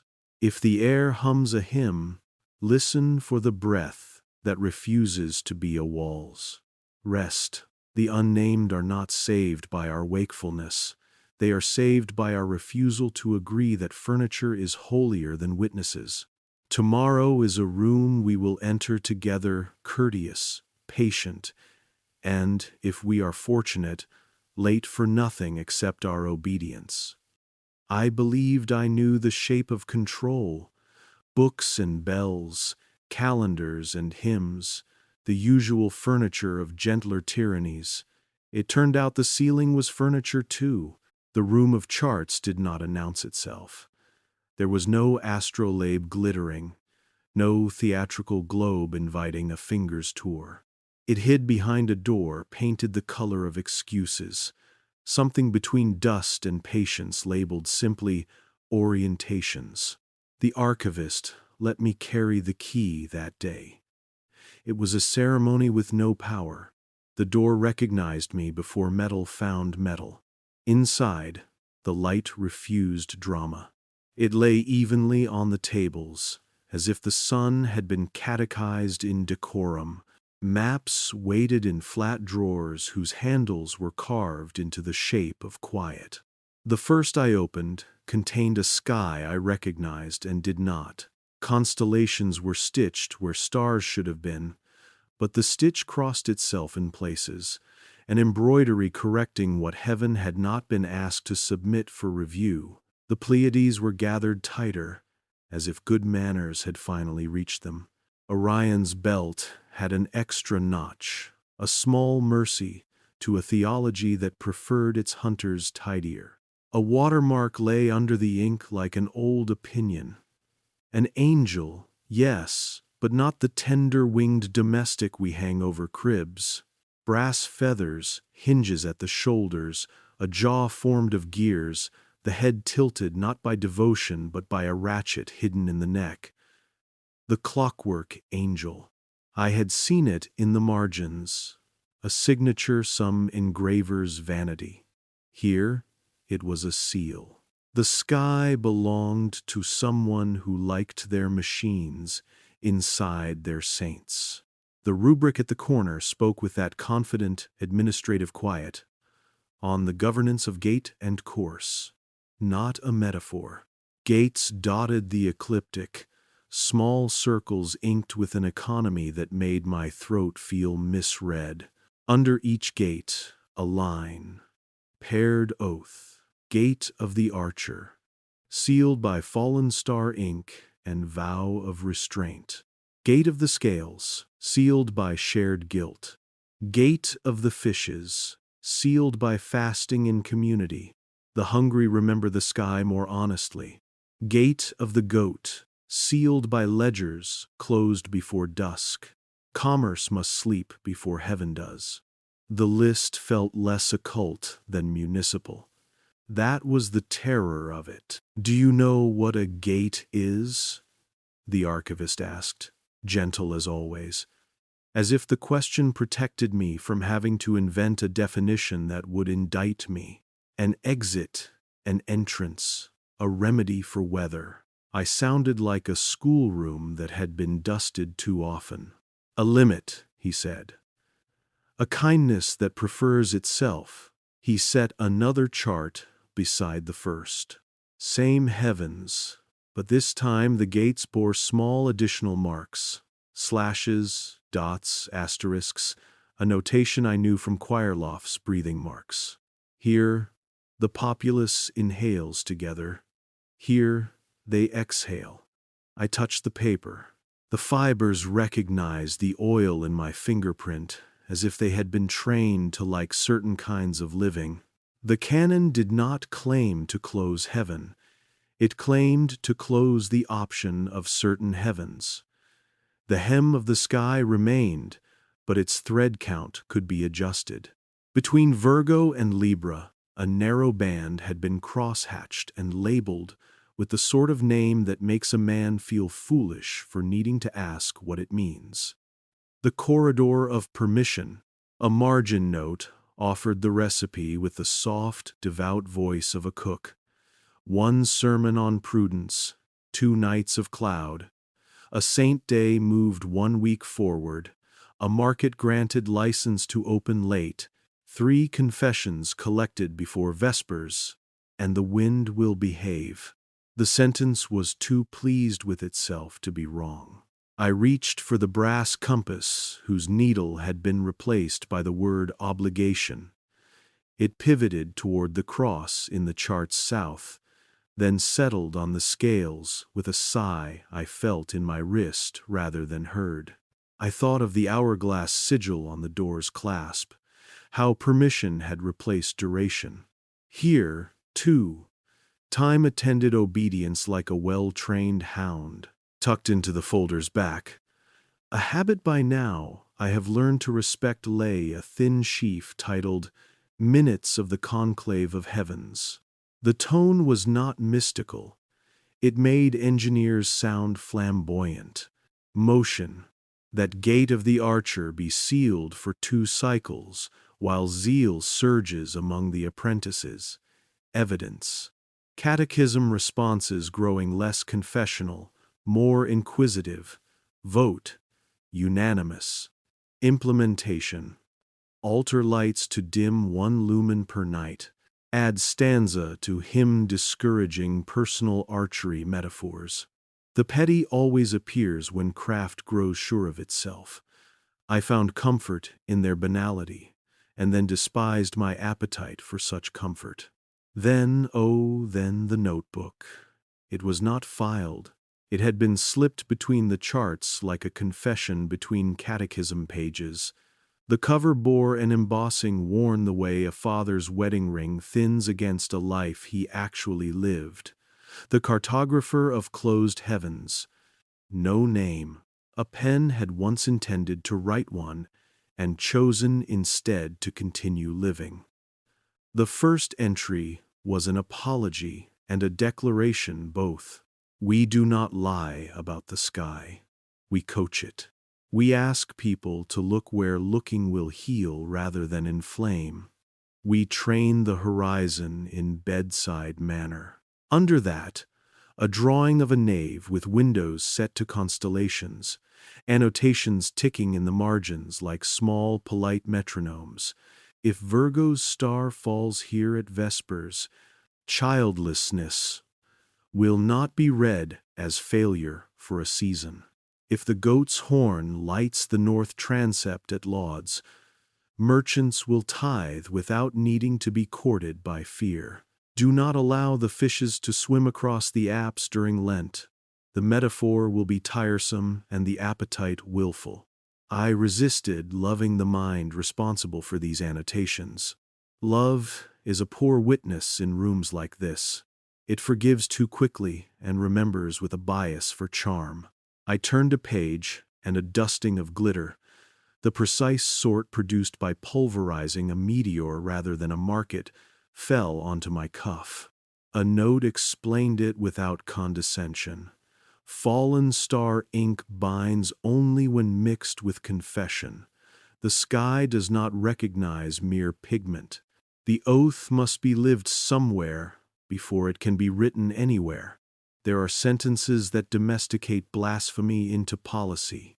I read it again until the sacrilege felt bipartisan. The cartographer had a sense of humor he apologized for immediately after exercising. Next to a neat diagram of the Archer Gate seal, he wrote, "Our ancestors hunted gods and learned to mount only themselves." Then smaller, "Forgive me. There are men who need to be forgiven for honesty. Institutions hire them quickly and call it prudence." He described experiments like recipes. A grandmother hands down for soup. To soften the angle at which doubt enters the mind, trim the sermon's second anecdote. Place a child's question near the third pillar. Let the choir breathe in the nave's lower register. The stone will answer with warmth. He spoke of brass, too. Under the main altar, he noted, a crank disguised as a lintel support ran to a socket in the neck of the clockwork angel, perched above the archivist's door. During certain rites, the crank turned a fraction, not enough to be seen by ordinary attention, enough to teach the face to incline toward compliance. Each turn is an agreement, he wrote. Each agreement is dignity borrowed on stingy terms. It occurs to me I was trained to admire such economy. The archivist watched my hands the way a physician watches a man who has decided to live after deciding not to. You may turn a page, he said. You may not turn the crank. I'm not a child, I said, the way a child says it. No, he answered, but innocence is a machine down here, and every machine wants a hand. We stood in front of a wall where maps overlapped like shingles. One showed a heaven too generous to be useful to men who manage other men. Gates not drawn as closures but as thresholds. Angels footnoted with verbs instead of names. A field of stars left unnamed on purpose. Under it, a more recent map corrected the first with the patience of a civil servant. The unnamed field had been divided into zones of supervisable wonder. The verbs were laundered into nouns. To witness became witness. To forgive became forgiveness. A category you can audit. Who closed the field? I asked. We all did, he said, slowly, kindly. In the same way families decide not to mention the summer where someone did not come home. It's built-in, a noise from the nave above us, the animal hush of many feet, learning to be one thing. The silent sisterhood was working their breath into the stone again. I felt the floor take the hymn, the way a shoreline takes back a wave that's been allowed to brag itself into foam. The cartographer had a chapter on that too. Stone remembers breath longer than it remembers sound. Teach the air to behave. The walls will collaborate. I put my ear to the map out of an impulse I cannot justify without sounding romantic. The paper was warmer where gates clustered, colder where the sky refused to be folded. The cold spots were small, as a confession a man makes only to himself. In a locked drawer we did not need to pick. We found the oath sheets, thin vellum, ink that had never had to dry under sunlight. Lines for signatures under headings that would have sounded medicinal if they were not intrusive. Oath of shared guilt, oath of tempered zeal, oath of commerce that sleeps, oath of vigil, dismissed before curiosity wakes. Each oath paired to a gate, each gate paired to an outcome that made governance easier to love. Clergy signed, city men signed, women who ran the kitchens that fed both signed most of all. The oath must be lived somewhere, the cartographer had said. He was not lying. I asked the archivist the question that had been making itself at home behind my ribs. Do the gates work if no one believes in them? Belief is a word, he said. Participation is a ligament. He permitted me a small demonstration that would do no harm to anyone except me. We took a chart of the Scales Gate into the chamber where the nave's foundations interestingly failed to agree with gravity. There was a peephole cut into the wall, architectural contrition disguised as ventilation. Through it, I could see the altar's flank, the place where saints blush into wood and forget to demand. On the chart, the paired oath read, "Shared guilt. The chosen will confess on behalf of the reluctant. The reluctant will sleep deeply the night after." A note in the cartographer's hand. Do this in harvest, not in drought. Men who sleep hungry cannot be coached into mercy. Read the oath, the archivist said. See nothing, feel everything. We took turns, speaking the words in a whisper that would not disturb the rat's politics. Nothing moved. The angel's head did not nod. The lights did not essay their lumen downward in their trained decorum. But the room remembered the rite, because stone is a hoarder of intentions.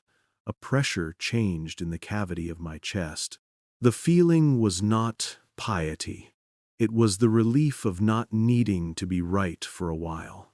And then, the anger that follows relief when it is learned you were offered relief to prevent a question.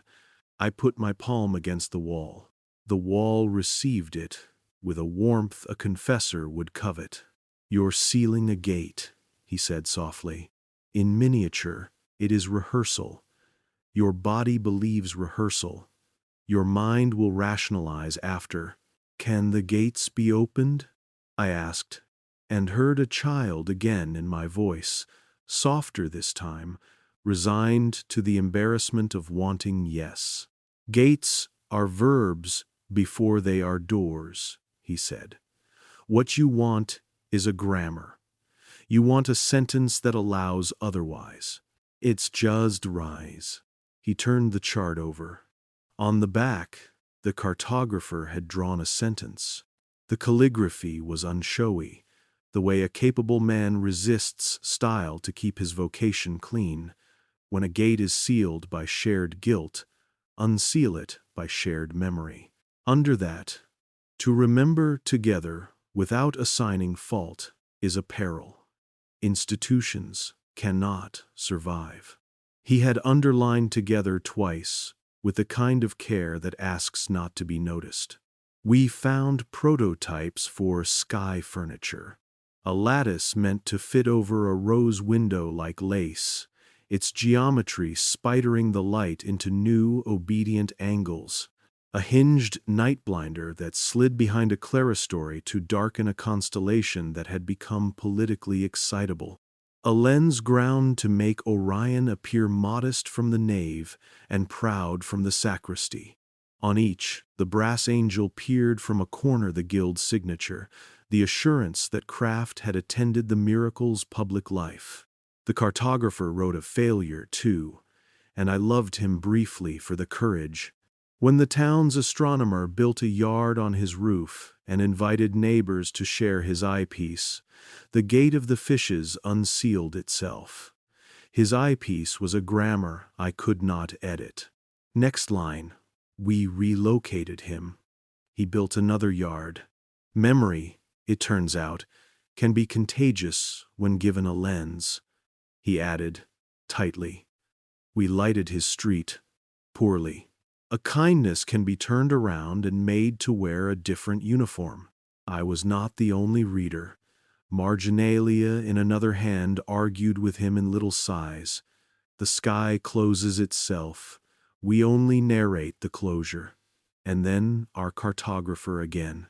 No, we budget marvel. Every marriage of minds contains this fight. What is nature? What is policy? But down here the fight marries a city and teaches it to behave. The archivist lifted one of the lenses. Do you want to see what they taught the knave to see? He held it, so the lamplight refracted into the damp ceiling. The reflection arranged itself into a very small, very credible heaven. The scales hung with one plate heavier. Justice, it taught, requires compromise. I felt the lesson enter me the way a parable volunteers itself to a tired mind. Painless, persuasive, immediately useful in absolving small acts of cowardice. I understood why the gate was popular. Where's the key? I asked. Not for the crank, for the habit. If a city can be trained to breathe to a stone's tempo, can it be trained to mistake other tempos for health? He looked at the notebook as if it were not made of paper. A key is a story told repeatedly by people who consent to be changed by the telling. The canon knows this. It tells on schedule. It tells without a face. The flash is the never-do-days that has a facing, The moment of the no-stam. I closed the lens case and felt I had performed a courtesy for an unworthy guest. On the far wall, a single chart differed from the others. It was not drawn but scored lines scratched by a stylus into wax, then dusted with silver. Names were not written. They were hummed into the diagram in the notation of the silent sisterhood. Their breath had learned to draw. Their silence had learned to etch. The title was not in Latin, not in any tongue I could accuse on record. It said, "To undo a gate, sing where no one is listening." Under it, the instruction, "Not loudly, not together." Together is how we were trained to forget. Sing as weather sings, futility multiplied until it sounds like a law. In the corner, very small, our cartographer had added, "Begin with children." I put the paper down quickly, as if it required unclean hands. We examined a rack of small brass heads wearing the angel's expression, which is to say, a machines each designed to replace the head above the archivist's door in case of damage. The mouths differed. One smiled a fraction. One frowned the same fraction. One did neither, and frightened me with its absence of preference. On the back of each, a name scratched so faintly it would take a thumb to read it. The names were of men who had revised scriptures. The heads were tributes, then, or jokes.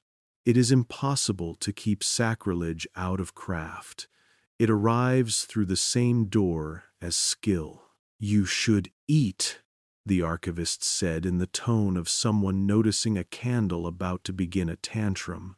I realized the room had thinned me the way a fever thins a habit. We walked a corridor that preferred not to qualify as such. On the way, he showed me a cabinet of tools. Protractors, templates, ink pots labeled Easter, Harvest, war seasonings for a civic palate. I asked whether the city above felt less complicated through such instruments. He said nothing. The silence was service, not agreement. At the threshold, the air changed color, the chromatic trick of moving from rooms where purpose is named to rooms where purpose is presumed. He put a hand on the door and taught it friendliness with a pressure that looked like prayer. "What happens if the sky refuses?" I asked. "If the heavens one day behave with such ill-mannered originality that your gates misalign and your lenses lie?" He smiled without his mouth. "The sky is a generous host. It allows small household gods to fuss with the seating. When it tires of us, it rains. And the people? The people wash and call it renewal. A few call it a warning. A very few call it an invitation. To what? Now. So prevent to look up without asking for permission first." We ate standing, as usual bread, anchovies, a tomato that had seen too many summers, and chose this one to be generous. He was kinder over food. He told me a story of a village that celebrated an annual festival of shut windows during storm season. They played music inside, not out, and called it patience. The year the church forgot to ring the bell for the start, no one missed it. "That's how gates open," he said. "An omission becomes a custom. The canon fears omissions most of all." Back at my desk, I copied shapes rather than words. A gate's small circle, a breathing mark, an angel's head opened by a hinge. My notes are a city of diagrams left too long without labels. I am afraid the labels will arrive while I am sleeping and make the pages behave. Night carried the sky above me with its indifferent competence. The stars were where they had arranged to be long before my job was invented. I felt consoled and insulted. I opened my window to see if the clockwork angel had taught the heavens to bow. It had not. A narrow wind wandered into the room, congratulating me on my unimportance. I slept infuriatingly well. If you woke now and asked me for a single instruction, I would give you a childish one I intend to keep. When a map claims the sky ends here, fold it once more and keep walking. If a window teaches you to worship a particular angle of light, visit at the wrong hour. If a sermon pairs your guilt with a benevolent gait, ask whether anyone profits when you sleep deeply afterward. And when you must breathe together at weddings, at funerals, at those municipal moments that insist on unity, save one breath for yourself, taken off tempo, it will sound like disrespect. It is rehearsal for remembering with others, not for them, tomorrow. If tomorrow is the proper name for the hour in which courage learns its own gait, we will open the notebook's last chapter and the canon's first cruelty, the ledger that writes you back as you read it. The room will feel smaller. The page will lift its face. The ink will hydrate. The angel will turn its head the fraction permitted. We will say aloud the names of the days the canon borrowed and forgot to return. We will count, not candles, but doubts, and we will ask whether arithmetic can be forgiven. For now, sleep as the weather sleeps, a little at a time, with the promise of return. The ceiling is furniture, yes, but stars are not. If the gate above your bed looks closed, do not knock. Imagine it open. The imagination is a grammar nobody trained for obedience entirely. The first sentence of unsealing is small and impolite. I remember otherwise. The day the page answered me, the room learned my name before I spoke it. This is not superstition. Stone listens in longer sentences than we do. We returned to the chamber where the canon had slept in its iron chrysalis. No drama, just the courteous mechanics of catastrophe. The hinge with its well-bred whisper, the lamp that made a cone of light appropriate to epiphanies, the folio exhaling as if someone had taught it lungs. I thought, as men trained to file are trained to think, that a document is safest when it is exactly what it is. Then the document remembered otherwise. Read from the rubric, the archivist said. Aloud, slowly. Let the ink hear itself. Wegen soll dir, wegen leapt on the left. I found the page, the one with the title that pretended it wasn't a verdict. Canon of Soul-Sealing. The script held itself like a saint in a painting holy, but employed. The rubric below arranged its clauses as if they'd been to finishing school. Bind not the devil. Bind the variance of memory. Bind not the event. Bind the account. What is known must serve what is needed, else recollection will dilute the sacrament of order. My voice learned to be obedient in seminaries. I read as taught, tempered, clear, with the patient intimacy of someone laying out surgeon's tools. When I reached variance of memory, the room performed its first sleight. The air tasted of old linen and a sweetness like pears grown on a tree that had read a psalm. Breath slowed. Not reverence, calibration. On the right margin, a narrow note I had not noticed on prior readings blinked awake the way ink hydrates. Reader, declare your losses. The instruction had waited in the letterform's silence, the way a reef waits under good water. I looked at the archivist. He said nothing, which is the cleanest way to say, I consent to witness you. I declared the small deaths first, the easier betrayals a mind can confess without losing employment. I had forgotten the names of boys I buried at 19, men I anointed at 53 who called me father because the vocabulary did not give them a better tool. I had mislaid a saint or two in homilies to spare appetites from chewing work. The page accepted these like a doorman who knows regulars by their coats. More, the archivist said, not sternly. The skin over his knuckles shone the way brass shines when it learns to accept a fingerprint as a sacrament. I said the thing that had been lodging just below speech like bread. A throat has not yet agreed to trust. I liked the power of deciding which facts arrived where. I preferred the hygiene of omission to the vulgarity of lie. The room altered its geometry by a fraction that furniture would not detect. My chair experienced a minor conversion to honesty.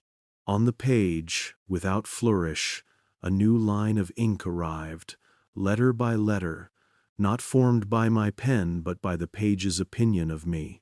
Witness inclined to curation, fit for rights of allocation.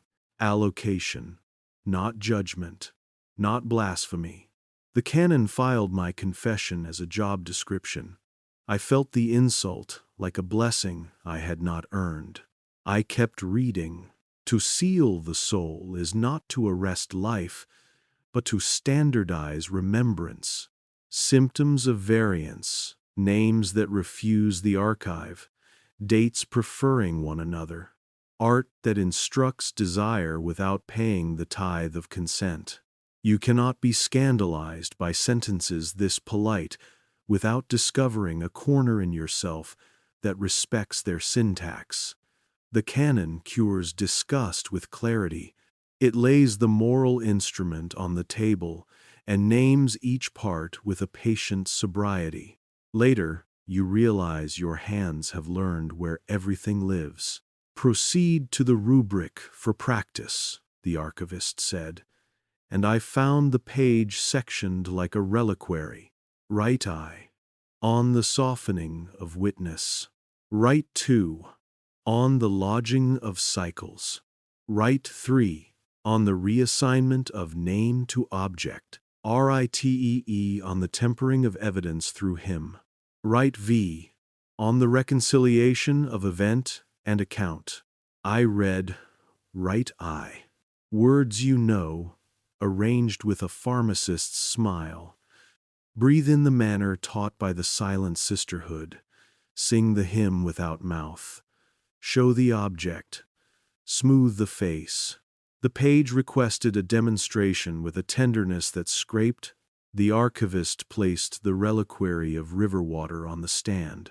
The glass clouded, as if a thought had passed through it and decided to stay. Do not name her, he said.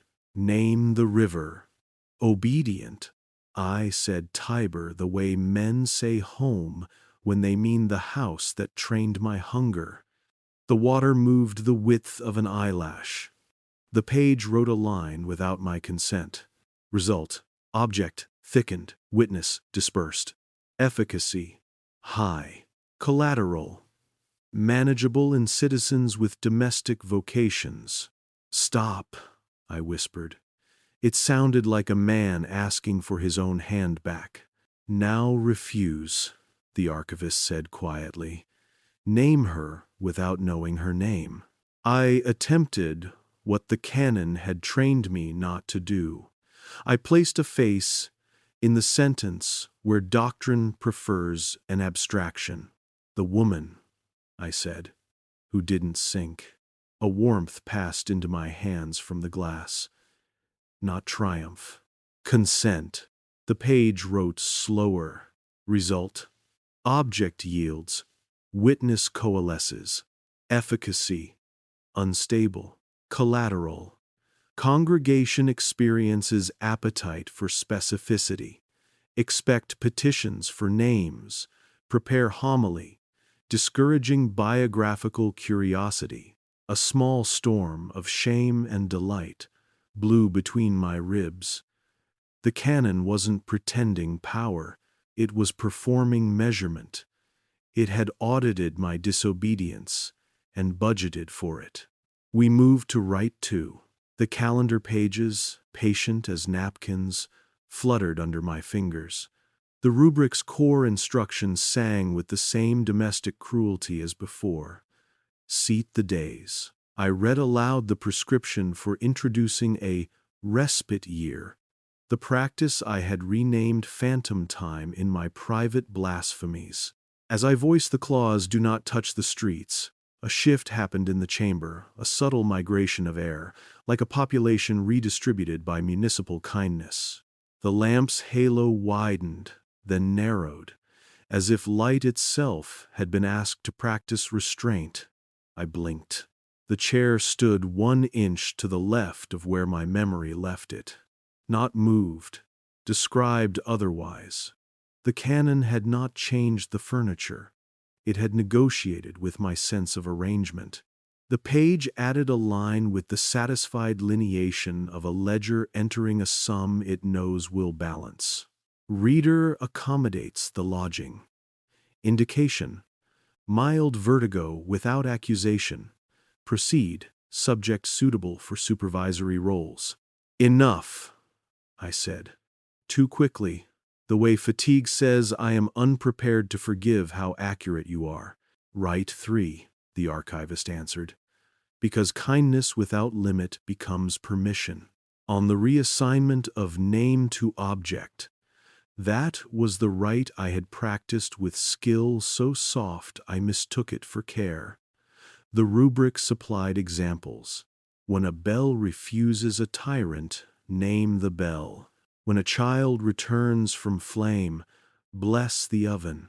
When a mason draws noon onto the floor with light, crown the arch. When a woman walks on a river, reliquary the water.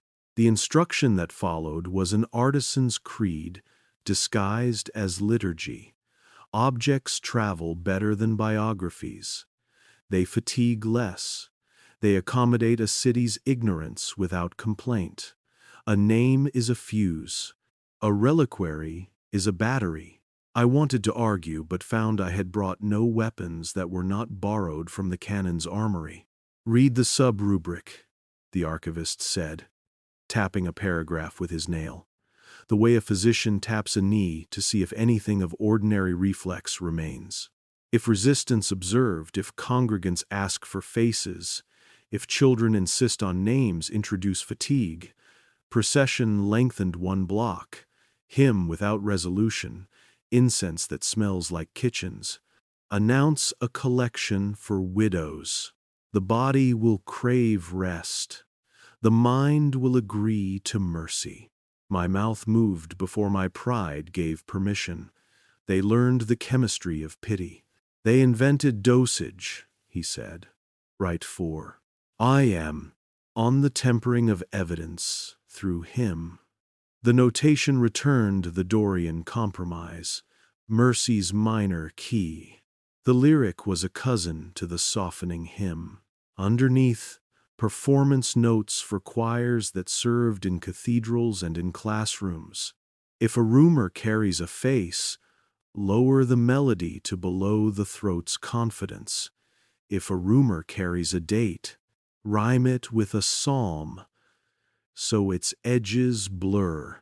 There were instructions for archivists, like me, too. A reading voice should have the weight of a door that remembers the first hand that pushed it. I read the line aloud and felt my mouth graduate. The ink composed itself as I read. Not fast, not slow like a clerk taking dictation from a weather system. Reader tone, compliant, suitable for rites requiring obedience masked as consolation. Recommend assignment to parish with curiosities of moderate amplitude. High amplitude yields fracture, low amplitude yields boredom and later heresy. Then, Rite V, on the reconciliation of event and account. The rite that seals the gap between what happened and what will be remembered to have happened. It is the canon's masterpiece, because it sounds like modesty. We do not change what occurred, we reconcile what is said. The rubric lists tools, sermons of patience, maps that close a heaven, oaths paired to gates, relics tasked with carrying weight, so names can travel light. In the margin, a line that arrested my breath with how easily it accepted its own gravity. When a populace experiences an event with too many witnesses, reduce the octave of telling. Octaves multiply appetite. On the opposite margin, smaller, not exactly a descent, do not starve. Consolations must be eaten to be believed. The page had become a parliament of hands, some devout, some tired, some moral, some merely good at their jobs. When I reached the rubric's last paragraph, the ink paused me by writing ahead of my tongue. Reader, do not proceed until you consider a memory you trimmed that did not belong to you. I considered the girl in catechism, the one who asked whether God forgets. I had answered no, an answer drafted by a catechism that never owned a room with a reliquary in it. Years later, I preached that answer clean as salt, the way men do when they've learned which dish a city prefers. The canon wrote my biography into its margin like a physician entering an allergy. Subject removed the face from a question to keep the doctrine clean. Result, congregation calmed, witness lost, prescribed penance, unseal by shared memory, invite others to bring a face to the question without assigning fault. Shared memory, I said aloud, the way a boy reads a new word in a book that knows he was going to find it. The antidote to shared guilt. The archivist nodded. Gates are verbs, so are cures. Can I unseal? I asked, already fearing the answer because it would require more citizens than I had ever let into my safety. With others, he said, never alone, together without accusation. That is the grammar your employers cannot metabolize. Something in me, call it pride, dressed as austerity, resented the tenderness. I prefer remedies that hurt in obvious ways. The canon provided the low violence of civic medicine. Soften, lower, soothe, file. The unsealing prescribed a hazard institutions cannot legislatively forgive. Citizens remembering together without assigning blame in order to arrive at something other than suspicion. It sounded like heresy. It was probably health. I turned a page. The page turned me back. My hands had been trained to navigate margins. The margins began to navigate my hands. Where ink had been dry, it hydrated and rose, bead by bead, into constellations the way sweat gathers on a brow when work remembers itself.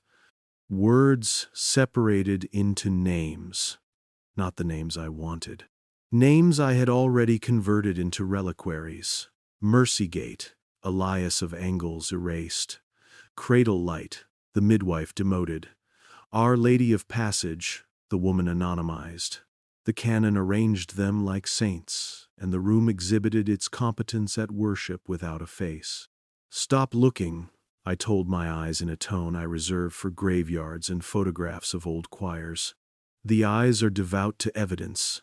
They will accept anything that keeps the body still. I closed them. I recited, softly, the names the retentions drawer had let me steal. Marta of the well, Kofi of the candles, Rosa of the alley, Elias of Angles. The reliquary's surface warmed. The page kept writing, and then, briefly, forgot how. The ink hesitated. Hesitation is moral oxygen. It is also how a ledger mislays its certainty. I placed my palm on the folio's edge, the way you would place a palm on the flank of a horse you mean to apologize to. The canon resumed, because competence is a muscle that cannot tolerate long silences. Reader exhibits counter-right, insertion of names where objects have been instructed to carry weight. Predictive outcome, local increase in petitions, slight reduction in docility, parallel increase in neighborly care. Risk to revenue, moderate. Recommendation: deploy hymn. Schedule a reconciliation mass. Shorten markets. I laughed, a sound so thin it felt unprofessional. I admired the bureaucratic genius that could model my disobedience's fiscal consequences before I could justify a second breath. "Keep reading," the archivist said, and the lamp leaned in like a conspirator. The canon guided me into the section academics would quote in future essays if they were allowed to live here, on editing without grief. It proposed redaction not as violence but as diet. Too much reality inflames. Reduce portions. Serve with hymns. It taught marginalia to bully the text with kindness. If an inconvenient line insists on its body, annotate it with a more polite cousin. Future readers will prefer the cousin. Time will praise your restraint as discernment. It suggested compositional tricks for painters. Depict doubt as fatigue. Paint curiosity as rudeness. Give the brave a posture that resembles petulance. I recognized canvases I had loved and wanted to ask the artists whether they had been paid well enough to forgive themselves. Science received a liturgy of domestication. Catalog wonders, call them wonders, until they consent to be relics. Once relics, require permits. Instructions for stargazing. Place a small fee on the use of any public lens. Curiosity will survive. Compulsion will tire. A note I hated for its accuracy. If you cannot own the phenomenon, own the schedule. Museums learned to dim rooms by 1 lumen per decade until the citizens agreed to call their own eyes pious. I felt the shift before I could name it. A pew in the parish of my childhood moved 1 place to the left. It did not move. My mind had accepted a reconciliation it hadn't requested. The ink wrote, "Reader internalizes adjustment. Effect. Personal topography yields. Confession becomes choreography. Proceed. Subject ready for deployment to public roles that require gentle competence." "I won't," I said. The least convincing sentence in any language. "You already did," the archivist answered. "Not with triumph. With the weariness of a man whose job is to prepare others to survive their own accuracy." There was a subsection for emergencies. The canon's alarm box behind glass. On the pacification of upheaval. Notes on famine, scandal, plague, counsel that would read merciful if it did not smell of policy. During famine, sing in lower registers. Hungry bodies dislike treble. During scandal, move feast of forgiveness forward 1 cycle. Citizens prefer to be good in company. During plague, anonymize saints who died well. Faces make grief greedy. It recommended adjusted obituary styles and specific epitaphs that teach the living to interpret survival as compliance. I recognized lines carved in stone, in cemeteries where I have chosen to stand politely instead of telling the truth. "Where is your margin?" the archivist asked, a question I have avoided by staying busy. "I am in the canon's margin," I said, hating the accuracy. "It writes me into its policy like a statistic with a charming haircut." "Then write back," he said. "We are to the part where the ledger records the ledger." "How?" He placed in front of me a pen with no nib. The instrument looked ceremonial, the way medals for civic virtue look like the tools that ruined a city's odds. "You will write memory with witnesses," he said. "Not alone, never alone. You will sing where no one is listening. You will refuse to resolve a hymn. You will tell a story and refuse to tidy it into an object." "Is that all?" I said, and in the gentleness heard my impatience trying to dress as maturity. The canon budgets courage, he replied. It does not recognize stubbornness. That gives you a perimeter to exploit. I turned the page and found a blank that was not blank, a paleness that waited like an altar cloth before a feast. At the bottom, the faintest watermark. The clockwork angel, jaw unlatched, the neck socket unoccupied, above it, in an italic, that pretended it had been written by weather. Here, the reader may declare an event and refuse reconciliation.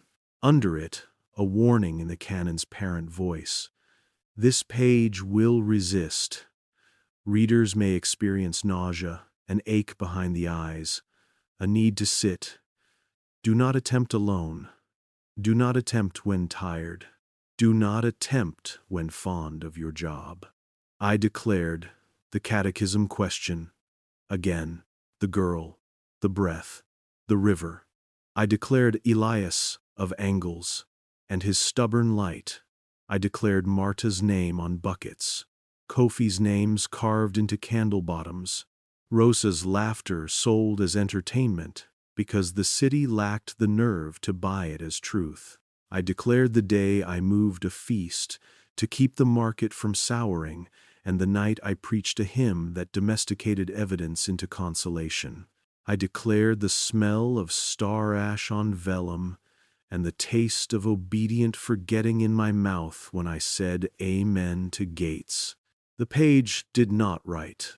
The room did. The lamp's halo fractured into small obedient shards and then reassembled by a grammar that did not consult me. The reliquary breathed and then learned to be shy.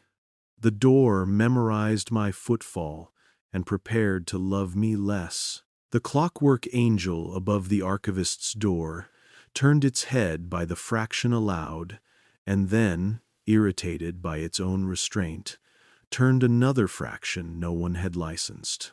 Somewhere above us, a child laughed in the wrong key. In the ledger's margin, ink gathered, thought better of it, and permitted itself to exist. The reader refused reconciliation. Prediction: increased neighborliness within 3 streets, reduced donation rates in same, sermons grow less beautiful, more true, children ask questions that require adults to practice dignity. I exhaled and experienced the humiliation of hope. Humiliation because hope threatens employment. Hope does not file well. Hope refuses the neatness of minutes. The archivist looked at me as if my face had become a bell and he was waiting for a better weather. You just wrote, he said. I didn't write, I answered.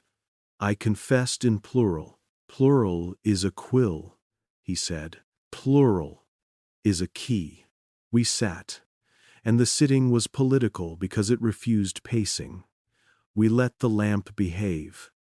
The page rifled a little in the self-breeze of new policy, discovering itself plausible. The canon adjusted to my adjustment with an admirable speed. Counter-right detected. Deploy softeners. The lamp, obedient, lowered itself by a lumen. Somewhere, a schedule sharpened a pencil. Now the part they never teach, the archivist said, which meant he had no rubric to shelter behind. Your body will attempt to reverse this hour by sleeping badly or committing a small cruelty. Refuse both. Either will feed the ledger. Instead, purchase bread. Name the baker. Eat standing. Share a heel with a stranger. Do not preach about it. Preaching is a currency, and we have enough money. I wanted to resist his simplicity with theory the way men of letters resist chores with genius. The canon loves theory. It can file theory without wrinkling. Chores disobey. They grease hinges. They alter gates. Tell me, I said, have you unsealed anything of consequence? Not a bucket, not a bell. Something large. a season, a city, a gate. You ask for victory, he said. You were trained to recognize only that scale. We practice leaks. Leaks undiscipline walls. Leaks teach citizens to mistrust dryness. A gate learns humility through damp. After the bastard died, he stood and, for the first time in our companionship, reached for the crank disguised as a lintel support. He did not touch it. He showed me his palm, empty, unthreatening. We will not turn it, he said. We will say a sentence where it can hear us. He put his mouth near the stone and spoke softly, the way one praises a child for attempting a difficult word. There is more sky than we have budgeted. The angel's head did not move. The air brightened a fraction that men mistake for coincidence when their lives depend on it. We resealed the folio's clasps. The iron received our decision with that formidable courtesy that will, I fear, always impress me. The door closed on the breath, like a liturgy finishing itself. We climbed. The stair accepted my feet, but not quite in the pattern my calf preferred. Reconciling a page obliges muscles.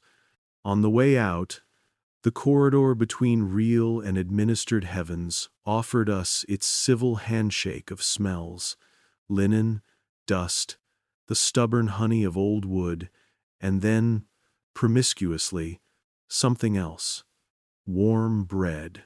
We emerged into a world where an invisible city performs adjustment for a visible one. The market had become uninteresting, that is to say, safe. A boy with bad handwriting sold names written on bird feathers for luck. I bought one. I named the feathers Marta, Kofi, Rosa, Elias. He asked no questions. The canon had trained him to accept commerce without curiosity. I tipped him. Tipping is a counter-right when it remembers a name. At my desk, I waited for penance to arrive, disguised as paperwork. It did. Forms breed like rabbits when institutions sense weather. I signed where compliance demanded, and wrote in the margins where health suggested. In the corner of my page, in letters small enough to survive, I wrote, "When a story offers you a reliquary, ask for a witness." The sentence looked like a spore. Spores are patient conspirators. They understand seasons better than ledgers do. That night, in the parish of my skull, pews rearranged again, and this time I did not panic. I left them where the hour put them. I slept as a man sleeps who has tuned his breath to a different choir than the stone prefers. No angels turned. The sky did not fold. A dog barked and apologized to no one. Somewhere, a woman finished naming her dead and kept one name for dawn. If you want a rule from a man who has learned to distrust rules, take this one and keep it in your pocket, like a sacrament you invented, and therefore cannot be asked to surrender.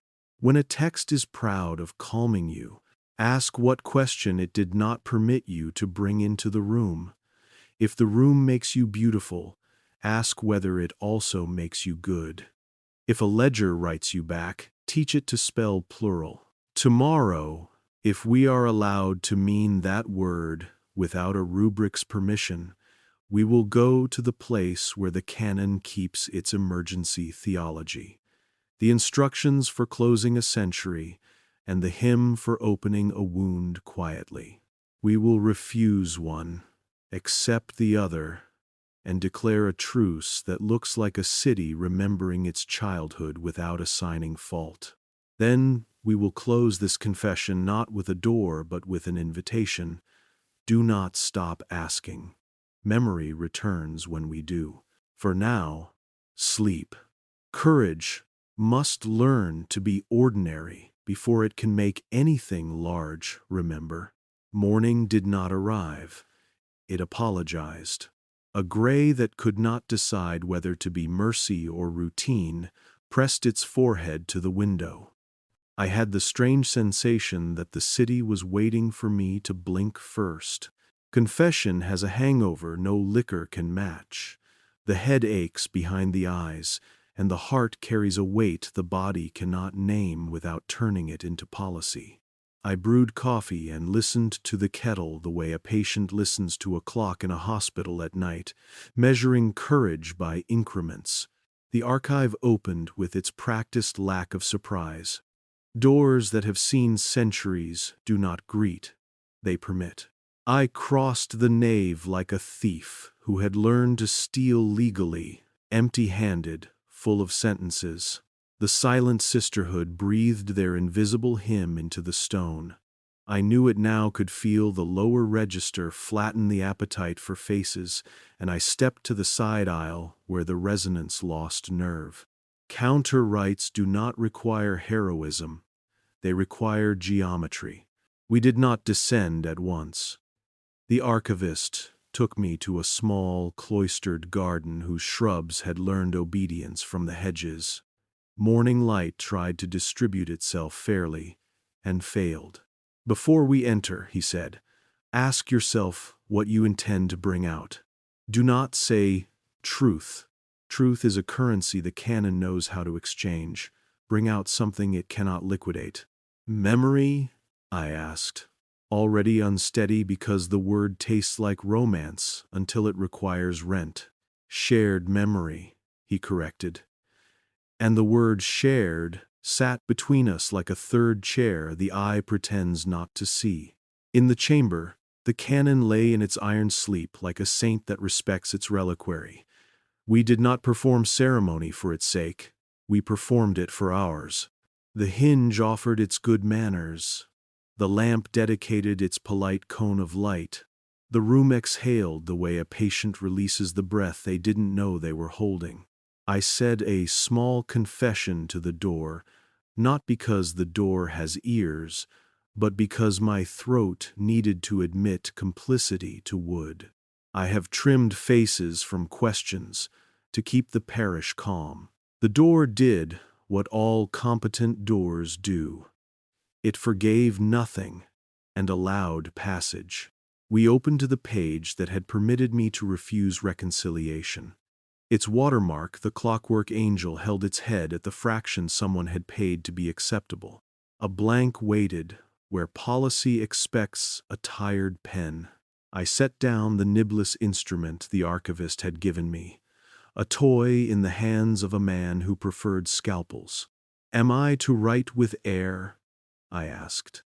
"You will write with citizens," he said, which is the sort of line that becomes ridiculous if you speak it on a stage, and absolute if you attempt it in a room like this.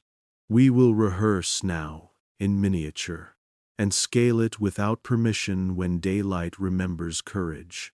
He placed 3 objects on the stand: the vial of river water, a candle whose bottom held Kofi's carved names in stubborn little alphabets, and a bucket ordinary wood, iron hoops, on whose rim someone had inscribed Marta in a hand that refused to be beautiful. "You will not reconcile these," he said. "You will not transform them into a single lesson that can be fitted in a homily. Stand in front of them and allow no category to win." I tried to pray. Prayer here learns to sound like litigation. "Let them live beside each other without being married," I said finally. "Let the city remember them without needing to own them." It is a strange thing to petition a room. The canon did not write. It watched, which is worse. "I will tell you what to do," the archivist said, not because he knew the right, but because he knew my hunger for instructions. "Say each name out loud. Then say what trouble the name makes for the city. Then refuse to tidy the trouble." "Marta," I said. "Trouble. That gratitude prefers a shrine to a woman who dies young. Refusal. Keep her name on the bucket. Refuse to build a shrine. Teach a lullaby, louder than a liturgy. Kofi, I said. Trouble, that the bottom of a candle can refuse a bishop. Refusal. Teach people to tip their candles and read the wax. Carve the names in public until the market learns to write. Rosa, I said. Trouble. That truth sold as entertainment keeps truth alive and breaks dignity. Refusal. Buy the fortune and ask for her price again in respect. Tell the city she was accurate without making her a lesson. Elias, I said. Trouble. That light prefers geometry to doctrine when someone makes a good arch. Refusal. Let the arch remain. Hang no plaque. Schedule no tour. Let noon perform its quiet treason daily and unannounced. I waited for a miracle because my imagination, trained by a very specific genre of story, wanted the room to glow. The room did not glow. The paper performed an administrative act. It accepted the presence of nouns without collapsing them into a category. On the margin, a sentence appeared skeptical, resigned, conceding an inch as if policy had sprained an ankle. Coexistence recorded without reconciliation. Predictive risk. Curiosity persists beyond budgeted quarter. Offering plate underperforms. Neighborly acts increase. Policing of small offenses decreases. Hymn schedules complicated by unsolicited harmony. I laughed, relief turning briefly into a poor man's courage. Policy had admitted inconvenience and called it life. Now, the gate, the archivist said. The scales, we sealed it yesterday with shared guilt, unseal with shared memory. We did not go to the peephole. We stood in the ordinary center of the room, where the reliable world expects nothing. He drew a small circle with a piece of chalk on the floor, not magic, not theater, simply an invitation for attention to choose a home. We will say sentences out of order, he instructed. You will begin with the middle. I spoke the memory I usually save for the end. A girl asked if God forgets, and I refused to admit that institutions do. I resisted shaping it into a lesson. The archivist followed immediately with a different center. A bread line moved faster when names were spoken. The same bread tasted less like humiliation. We took turns, and the sentences, bereft of chronology, began to find each other's hands. The canon wrote reluctantly, each letter landing like a coin finally admitted to be legitimate. Shared memory present. Fault unassigned, harmony unlicensed. Gate begins to soften. I felt it not in the room, but in my chest, as if a strap had been loosened by a patient mother. A pressure I had not honored as pressure because administrators rarely name the ache they've learned to call stamina gave way. I was angry at how good relief felt. The canon noticed. Reader exhibits hostility to consolation. Recommend chores. Bread, the archivist said. The way one prescribes air to a drowning man. Before we finish, you will leave one heel of bread on a stoop where you do not know the name. But you will guess honestly, and write the guest name on a slip, and leave it, not for accuracy, for courage. 1 hour, we turned to the last sheet, in the cartographer's notebook tucked into the folio like a will. It was titled with that unshowy calligraphy I have come to respect against my better judgment. If you cannot repeal the ledger, waste it politely. The instructions were the opposite of a plan, and therefore applicable to life. Sing where no one is listening. 2 breaths a day in the wrong key. Children first. Name the person, not the object, whenever you can afford to. Consider affordability the first heresy. Fold maps where they say the sky ends. Keep walking. Teach your feet to distrust here. Add questions to confirmed dates. Raise one eyebrow for each century that behaves too well. When a hymn resolves, hum the penultimate chord again. Let the room learn the taste of almost. Buy a story.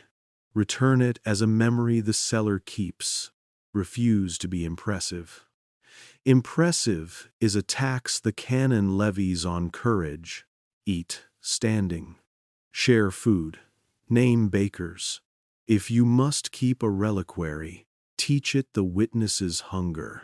Count doubts, not candles. I copied the list, knowing lists are dangerous. They pretend completion and invite compliance, but accepting that the body often needs 10 small handles, more than one large door. It will not be enough, I said, because pride has taught me to prefer revolutions I can narrate. It will be ordinary, he said, and ordinary corrodes gates by boredom. The canon does not budget for boredom that has learned to be kind. We closed the folio. The clasps embraced their chore. The angel's head above the door recognized our refusal to turn the crank and, in acknowledgment, did nothing at all. I love that restraint now, the way you love a dog that finally learns stay. On the stairs, we met a boy carrying a stack of hymnals like Dawn carries errands. He had the calm of a person who has not yet learned to disguise wanting. "Father," he said to me, because categories last longer than re-education, is it true the sky can be taught to behave? Is no. Only if we sing together without listening, I said. And he laughed. Not because he understood, but because the sentence sounded like a trick, and children love tricks that threaten to be moral. Outside, the city remembered how to be the city. A street sweeper debated with a cat about jurisdiction. Pigeons executed their incompetent diplomacy. A fishmonger whistled a part of a hymn and then forgot to finish it. I walked to the bakery with the determined anonymity of a man practicing a counter-right. The baker, forearms dusted, face benevolent with heat, sold me bread like a sacrament he thought was lunch. "Your name? Your name?" I asked. He smiled the way men smile when asked to perform a trick their father taught them. "Luca." "Thank you, Luca," I said aloud, because names do not bless until they are spent. I left the shop and, a block later, tore off the heel and placed it on a stoop. I guessed a name, Julia. I wrote it on a scrap from my pocket and slid it under the heel. I felt ridiculous. I felt, also, very slightly free. The city reacted with its genius for indifference. No trumpets, no secret police.